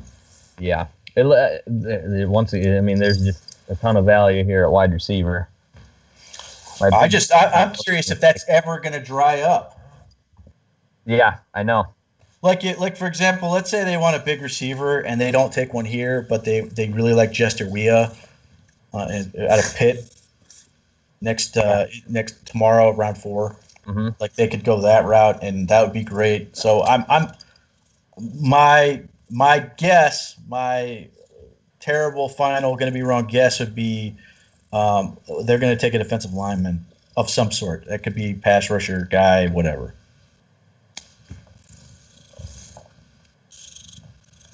Yeah, I could see that. I wouldn't hate that. You can't. Isaiah Oliver's still there. I know you don't like him because of his tackling. That is correct. Can play some man. He's taller. I know you're loaded at cornerback. DJ Chark. We talked about Harrison Phillips, safety Hubbard. I just don't know. It looks you could go in many different directions, but going. Pick is in there for Atlanta. That is Isaiah Oliver, 58th pick. Corner, Colorado. That brings up San Francisco. I got one question here in the chat room for you, boys. With the seemingly analytical bent to some of these picks, how much sway does Andrew Berry hold in the front office? It's difficult to know who holds what, but the guy. A lot of people think John D. Podesta is like the guy who's doing this stuff. He's not. The guy's name that matters. John D. Podesta isn't there all the time. Like he commutes so many times a year, and he's a big picture guy. The guy that matters as far as analytical data is Kevin Kovash, who I was super thrilled they kept after last year for that exact reason. They put him under D. Podesta, but that's the dude. Now, Andrew Berry, certainly a very good talent guy. And then you've got all these other dudes, Elliott Wolf, you've got Alonzo Highsmith, you've got Scott McLuhan, and then the one scout I've seen every year for like 17 years, it seems like, out of the Browns. In fact, he was when Mayfield got there. He was the one scout that high-fived him. I don't know how much sway any one of these guys have, but I certainly think Andrew Berry's a really, really smart football guy, and awkwardly told him so at the Senior Bowl. And I'm sure he's listening right now. How's it going, Andrew Berry? I'm a big fan. Look, they're running a lot of test balloons through the pod. I understand. B. Murphy, are you the throwaway account for Andrew Berry? Is this it's got a side account? I fully expect there to be a mass exodus of a lot of these guys, and I wonder if it's going to be. And I know you see them when you watch the Building the Browns documentary that they do every year. You do see these guys involved. The pro personnel guy, tall, white, blonde-haired dude, can't think of his name. He's been there forever. Andrew Berry, some of these guys that were there before, that were actually there before when Ray Farmer were still there. You have to wonder, are they going to be in there after the this whole process is done? I fully expect this year, probably. Next year, that's where it's going to get interesting. By the way, the Redskins just took Geis. Okay, and they needed Geis. I mean, look at that. They need a running back there bad, so that's a good pick. Ken Kovash, was he the Football Outsiders guy?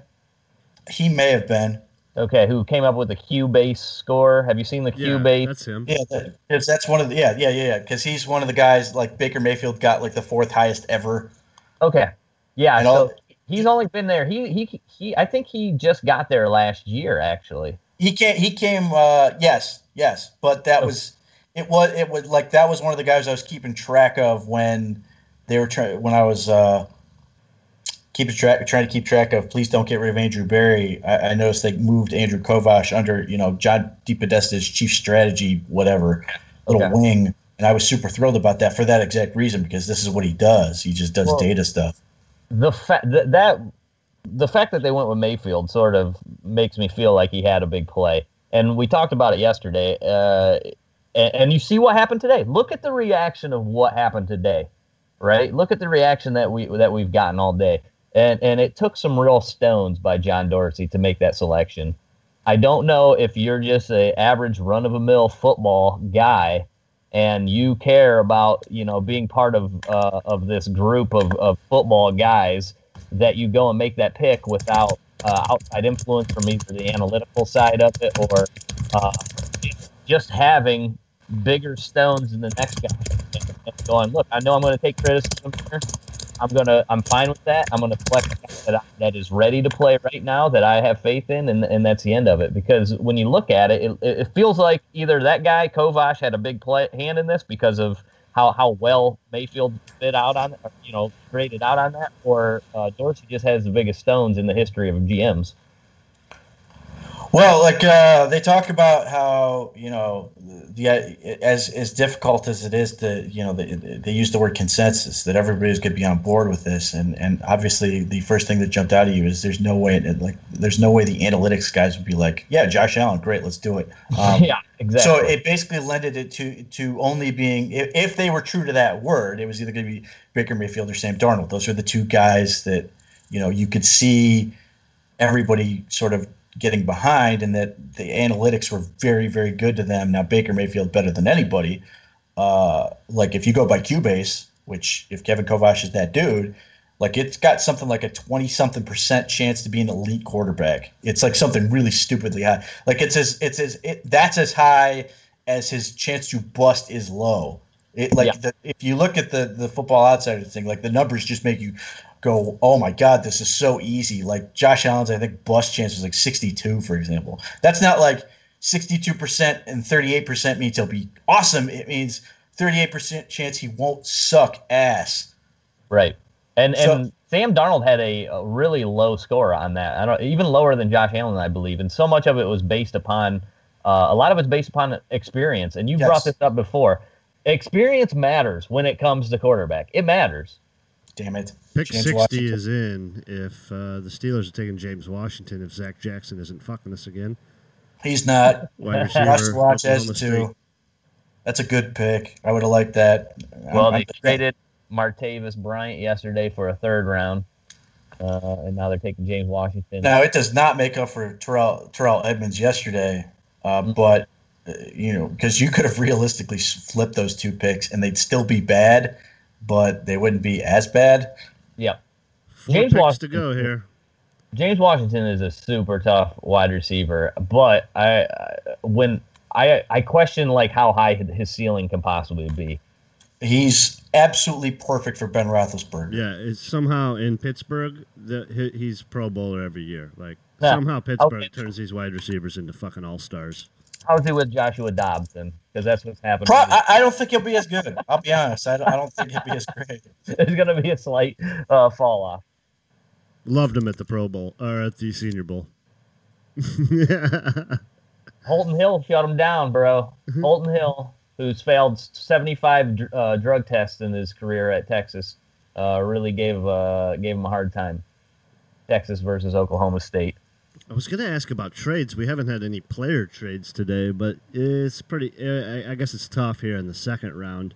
Those are usually third-day trades. We can go ahead and probably put Jamar Taylor on the block. And none of our running backs. Is there a lineman that could be on the block here with our earlier picks? Nah. Sure. Who wants Rod Johnson? I will take ham sandwich. Who's got it? Adam Hardy, one of his boys last year when he lost the couch. Zach Banner? Yeah, Oh, Zach. Jesus Christ. Basically, if the Browns are looking to trade stuff, it would be basically any corner that's not nailed down. Yeah. So Jamar Taylor obviously is the standout one, and I if hope they got a it's not seventh corner, BBC, though. it shouldn't be. He's the one guy you should be like, we're building our defense around that guy. Yeah. Let's put him in the slot. Yeah. Let's let Ward chase around, Yeah. Yeah. It was pretty maddening that they didn't play him as more snaps last year. I mean, BBC should have been getting every snap that is possible last year. That kind of pissed me off about it. But like Jordan, for example, I really like him. I actually think that's Howard Wilson's best case scenario. Is a guy that you could conceivably see moved, maybe. And I don't think that anyone would bite on this, but I guess maybe Howard Wilson. I kind of think that probably at least want to see him show up to camp first. Yeah. But yeah. I don't know. And the other guy that suddenly becomes a little bit of an odd man out, if you're looking at him, is Spencer Drango, who's not a great fit for the style of line these guys want to go. And he does have experience, obviously, playing a decent amount of football last year. And he wasn't good, but he wasn't bad either. And he can freaking take that Joey Bosa tape to his grave as being a really impressive game against a top-notch pass rusher. But he's a guy that can move. Yeah, but just having him there once again just sort of gives you competition, and he's probably reached his ceiling, or if he's going to get much better, it's not going to be that much better. But you're just still making guys compete. But I'll take a conditional 7th round for Nate Orchard. Well, is he even under contract anymore? He is. God, I look. I wrote the article last year. I tried to trade him last year, and we didn't do it. I'm sorry. Jacksonville's on the board here. Quarterback.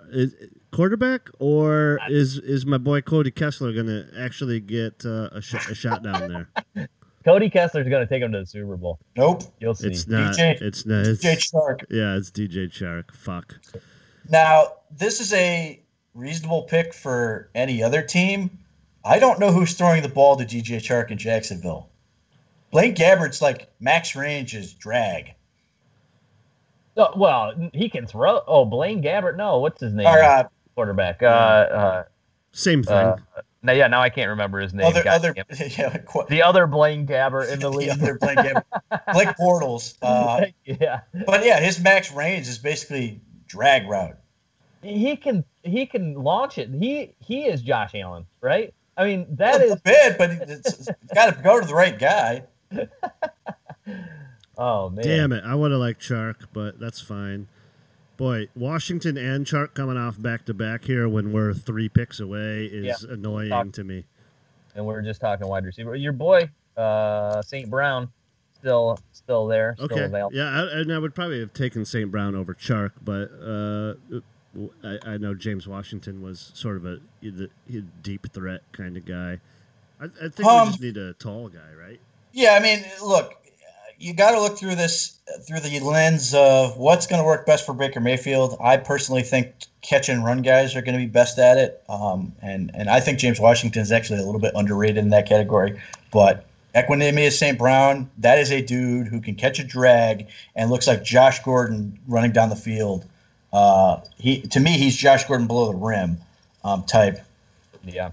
Now he only caught 33 balls for 515 yards this past season, but he was 58 catches for 961, 9 touchdowns when he was with the great Deshaun Kaiser. So big difference in quarterback play. Could I Now, go remember- out on a limb here and throw out Jamon Moore, or are we way too early? I like Jamon Moore quite a bit. It's just a question of stylistic, but he's another run after catch guy. Yeah. I like Jamon Moore when I watched him too. Now he was a really good 3-cone guy. Didn't he run sort of a slow 40? He was like in the 4.6 or something. 4.6 flat, yeah. But better as pro day maybe. But it didn't. It looked like he's got plenty of athleticism. When you go watch him on tape, man, he goes up and he catches the ball. Now he doesn't run a lot of routes though. He was running 3 routes. It almost seemed like, and he every single time left side of the field, split out. So we got Minnesota, Tampa Bay, Cleveland. What do we think's falling off the board here for Minnesota and Tampa Bay? Let's see. Who'd Minnesota add yesterday? They added Hughes, Mike Hughes, Okay. the forgettable corner pick. Would they take a wide receiver here? Could really take a lineman too. Yeah, I was gonna say they could always use a lineman. Yeah. They're always. Tampa Bay. What do we think there? What Tampa Bay take yesterday? God, Tampa Bay's been all over the damn place. They traded a bunch of times and then took that fat bastard Vita Vea, and then they added the running back today. So Okay. they offensive line conceivably. They need a pass rusher. Josh Sweat. What would be great if it goes O-line here. So we can get our pick. Vikings just took Brian O'Neill. So Okay. That's an offensive lineman. Okay, that's good for us. Hey, We weren't taking that. Probably going to make Arif Hassan very unhappy, which makes me happy. They really love those developmental tackles in Minnesota. O'Neill's at least athletic. So. Yes, he's very, very athletic. He's Super light athletic. pants, needs to fix his anchor. His base gets too narrow. He got just thrown around a little bit at the Senior Bowl as a result. But yeah, he's fun on tape. I mean, he's a former tight end. Looks it. So Got a Tampa couple Bay of on the balls clock. here. And Nate Zagura threw out Traquan Smith, which I think is early for him. I like him. He's on my list. Yeah. But a little early for me. Yeah, the Who's our other the wide 3-cone was 4.5. That's almost about as low as you can get in 12 reps. Traquan, talking about Traquan, but he's sub 4.5, and his explosion was good. He can jump. So you do it what you want with the agility. Yeah, his shuttle was great. Everything else is great. Yeah. Who's our other wide receivers on the board here? My damn thing's not working. Lazard, Equanimeous St. Brown.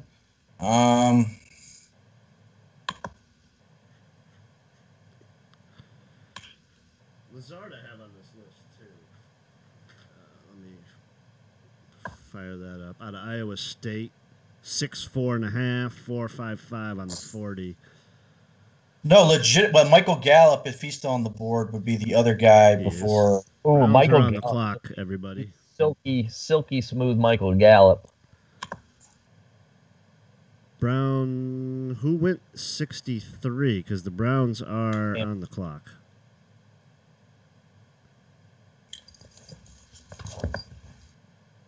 We need 63 before we can start talking about 64, you fucks. This is true.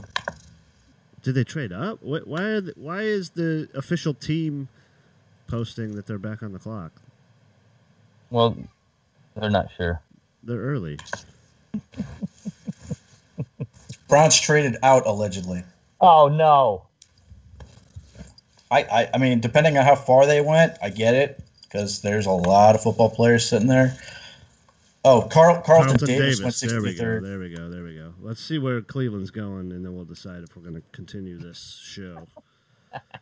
Yeah, I say beautiful. Love it. That's the whole reason I love the move. Let's keep rolling. You know what's the best, absolutely best out of this is the Carson Wentz pick continues to roll. The Carson Wentz trade is not over at 64. That's my. It's still gaining momentum. What player? Momentum. Do you have all the list of players? Because I love to talk about the Carson Wentz trade. It makes me so happy when you mention the entire team that we formed by this time. Okay, let's talk about 64. If we had taken a pick, it would have pretty much wrapped it up. But let's talk about where we're at. Browns have traded out. Lazard, Equanimeous St. Brown, Harrison Phillips, and Abanya Okoronkwo were the guys. Yeah. So you got Corey Coleman, starting wide receiver. Sean Coleman, starting left tackle. Cody Kessler is shipped off to Jacksonville. Spencer Drango played left tackle after Joe Thomas was hurt. Ricardo Lewis is still around. Jordan Payton is released. But check this out. Our entire secondary is from the Wentz trade. Deshaun Kaiser to Demarius Randall. That's our starting free safety. Kindred and Peppers, starting strong safeties. And Denzel Ward, starting cornerback, most likely. And now we are trading down to continue to add to the Wentz trade. It's the trade that keeps on giving. But if you're going to tell me that this team is a legitimate playoff contender because our division kind of is starting to be questionable, we have to look at who's starting on this team right now and where all these dudes came from. If Sean Coleman works out at left tackle, Sean Coleman, that's huge right there. Now you're talking about Coleman, Peppers, Denzel Ward. Come on, what a great trade. Sorry, Coleman. Yeah. So here's the league source on Geis is from Ben Albright. He got into an altercation at a meeting with the Eagles. He had several meetings where he came across lazy and only wants to play video games. We caught a direct dishonesty from him in our meeting. Unquote. Okay, so the pick is Indy. We've moved back 3 spots. We have the 3rd pick in the 3rd round. All right, 67. Wait, we only moved down a couple spots? Hey, let's move down again. Oh, we can't do that. This can't be much compensation to move down 3 spots at the end of the second. We got a 6th, 178th overall pick. Put a pin in number 178 because that's part of the 178. We have a number, so it's this year. Okay, I'm sorry. Put a pin in it. We're not making it to 178. I'll tell you that. What? The stretch Colts starts selected tomorrow, Tyquan Lewis. Noon. Let's hit it all day. Boom. Day 3, where champions are made, and Sashi Brown lost his shirt last year. We'll be talking about this year's Rayshawn Jenkins. Tyquan Lewis is a Buckeye, right? Yeah. Okay. He's off the Did board. he just go? Colts took him 64. How dare you not know all the Buckeyes? I said it, but nobody reacted, so I got worried. Yeah, maybe he's not a Buckeye. This is a Buckeye. Nobody reacted. People normally do. All right, so we're in the same spot. Chances are we're going to be talking about the same guys here. I wonder if because of those the wide receivers that went off the board, if that has something to do with the Browns moving back. So wait, the Colts took Tyquan Lewis. That was their big move up. So I'm curious again. The same guys would really make me happy here. We're in the 3rd round now. Bonus time here for the people in the chat. Thanks for hanging out. We're going into round 3. Browns are picking in 3 picks, so we can make it. Now, let's get an opinion from the chat. How long should this thing go?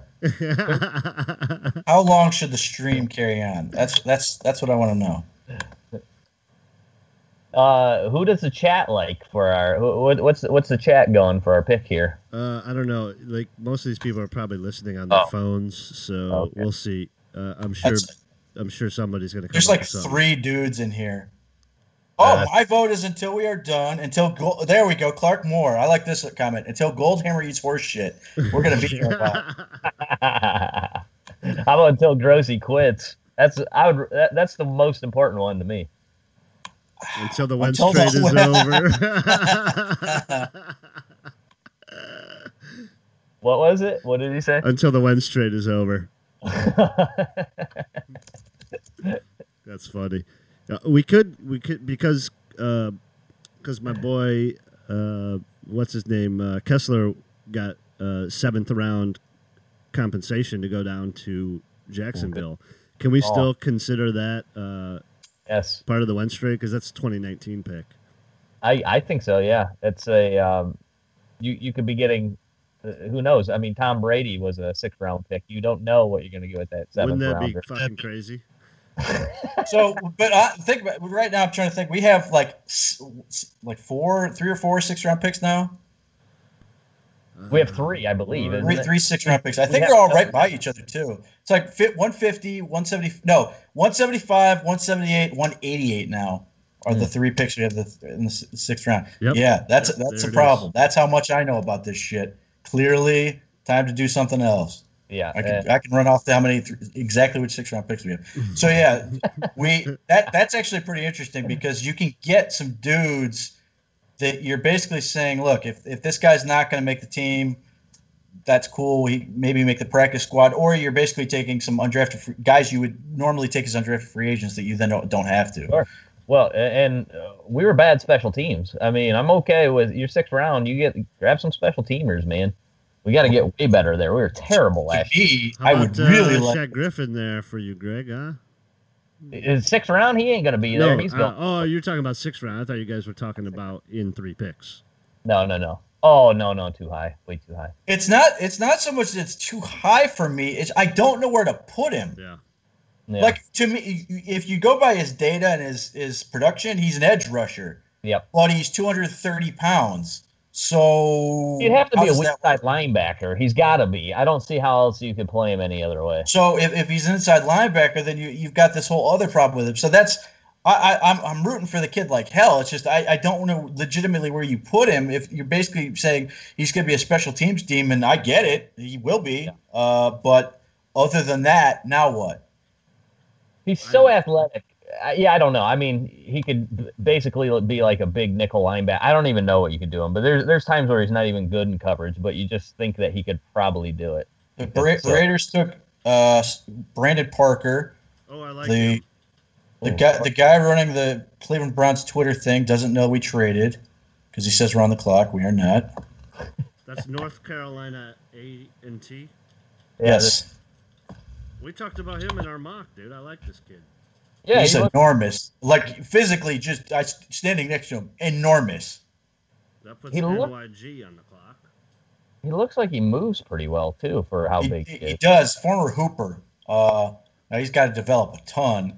Yep. But he's a really likable kid, like fantastic personality, like easy to root for type guy. But he's a project. His speed wasn't great, but everything else is fine. Yeah, I mean, I think he can be a nice player. Now he certainly fits the type of tackle Oakland likes. He's still he's still their most athletic tackle. They have a bunch of fat. Didn't they take Colton? Yes. Yeah. They have a bunch of fat kids that just do nothing. Well, they didn't do a good job of protecting Derek Carr. That was he really had a down year last year. So. Interesting to take another tackle. If you're going to try to get that kid up to tackle too. Well, everyone knows he needs a year, right? So, yeah, he's like a swing guy, I expect. Okay. So who we got here at the Giants? What do they need? I mean, they could We've still got take everything on our board still. We got everything we were talking about. those still failed. 4 guys are all still there. Mo Hurst, Harrison Phillips. No Lazard. quarterbacks went in the second round, so there's that. Interestingly enough. Yep, Kyle Laletta, Mike White, Mason Rudolph, maybe here in the third round somewhere. Yeah, Sam Hubbard, projected first rounder at one point, is now sitting here in round 3, not being picked. Uh-oh, you just said that. You just jinxed us.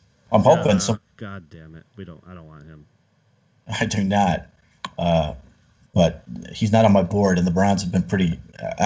John Dorsey's texting me, letting me know he's picking dudes off my board. Giants took Lorenzo Carter. Fuck! God damn it! He's just another one. I don't know what you do. I don't know what we would do with him in Cleveland. I get him as a 3-4 outside linebacker, though. Is that the Giants don't play that? Oh, the Giants play 4-3. That's interesting. Here we go, boys. Browns back on it. At 67. Wait, are we 68? Are we? No, we're 67. Okay. That's us. Cool. We're on. So we didn't miss out on any of the receivers. Nope. No, who's your pick, real quick here? I have no big board right now. I mean, I would take Okoronkwo. I'd get the pass rusher, but Lazard would be awesome. I'd love Lazard. I'd love Equanimeous St. Brown. Yeah, I'm gonna go St. Brown if I have my choice. Just Michael Gallup. I'm not hating Michael Gallup in the third round here. No, he's good, and you know who really liked him, at least at the Senior Bowl, is one Baker Mayfield. He was a fan. That's right. That's right. Had a We nice- talked to you after the Pro Bowl, or God, why I keep saying Pro Bowl? After we talked to you after the Senior Bowl. Chad you mentioned Thomas. Oh, no. get the horn out. it. Chad Thomas, defensive end, Miami. I talked about Chad Thomas. Chad Thomas looks like he should be the baddest dude on the planet, and then he's one of those that Mayock would say looks like Tarzan, plays like Jane, from everything that I've watched on him. He's old too, isn't he not? He was a senior. No date. I got him up here. 6'5", 281. Yeah, he's 22 and a half. I don't know. Yeah, he's a senior. He's a defensive end. I mean, he fits what we were trying to do with that. He just doesn't make plays. Yeah, I crossed him off. A problem. What's his athletic? Do you have any athletic testing on him? We do. Yeah, he's 6'5", 281. He ran a 4.92. Not really a good start. 29 vert, 9'8" broad are fine. He upped the vert to 32.5, broad to 9'10". His short shuttle is a frighteningly low 4.83, and his 3-cone is okay at 7.36. Well, that's underwhelming. That's one word for it. It got the horn for a reason. It just seems like this is another guy. I mean, come on. There's other players here that you can take that could make an impact. And this guy, this is one of those guys that were like, in a couple of years, you're like, he's a third-round pick, and now he's not on the team, and nobody thinks about it. Third-round pick should be a starter. A third-round pick should be a future starter. I mean, not year one, but, hopefully year two he's working his way in. He's really producing, but eventually this is the core of your team, is your second, third rounders, fourth rounders. I mean, you have to hit on these picks. And it's early, too. It's early third round, so... There are a lot of good football players 64. To be had. I would have traded down again. You probably could have got this guy. I could have went down a couple times. We should have quit at the end of the second round, and Pete made us stay on. Thanks a lot, Pete. That's right. And I'm good. Well, we should stay on and just be angry about this for another hour. He was 39th out of the draft class in pass rush productivity, so that's average. Terrible against the run if you look at that. Let me look here. 19 tackles he had this year, 28 hurries on 318 pass rush snaps. And had 6 sacks this year, 6 sacks on 318 pass rush snaps this year. But he looks the part. He looks the part. Clark Moore, John Dorsey version. Kansas City made that pick. Kansas City version of John Dorsey. Can Thomas play inside as a pass rusher? I don't know about that weight. Maybe. I mean, he's a big guy. He's sort of built like Agba, right? It's very similar to that, is he not? What was it? Yeah, he's 281. Okay. He's 6'5". He's long, 6'5", 281. Texans took Justin Reed right after us. That's a good pick in the top of the third. Safety out of Stanford. Interesting. Okay. I almost would rather have R.J. McIntosh, to be honest, than Chad. But what are you going to do? You know what? I guess when they get off the bus, the other team sees Chad Thomas and they're like, holy shit, we're going up against those dudes. Meanwhile, he just sits on the bench the whole time and everybody else plays. That's what he looks like a scary dude.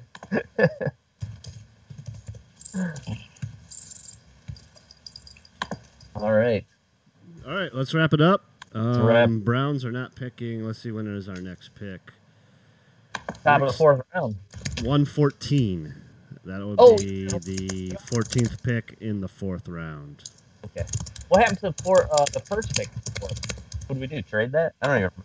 Yeah, that went to Green Bay with that pick swap. We swapped 4 and 5s, if you remember correctly, from the... There goes... New York Giants are next, too. I was thinking this was the second selection, Lorenzo Carter. Okay. All right. Thank you, everybody. Will we be on tomorrow? No, we will not. I think the draft starts at noon Eastern tomorrow. Is that right, Pete? Yeah, I believe either that or 11. Yeah, so I won't even be home from work by then. But we will have post-draft shows eventually, and I'm sure Pete will be on something tomorrow, if not later tonight, or post-draft as well. You guys can follow him, _Pete Smith _ on Twitter. Pete, you staying up for the 4th round? You'll be, or the 3rd round? You can follow him on Twitter right now. I'll be sitting here. He's live streaming himself, and we appreciate it, everybody. The podcast will be up in a few minutes. Thank you so much. How about one more time, just to get us out of here? With the first pick in the 2018 NFL Draft, the Cleveland Browns select Baker Mayfield. Wow. Quarterback, Oklahoma. It is Baker Mayfield. With the 4th pick in the 2018 NFL Draft, the Cleveland Browns select Denzel Ward. Whoa. Defensive back, Ohio State. Okay. All right, guys. Good night. Thank you so much. Appreciate it.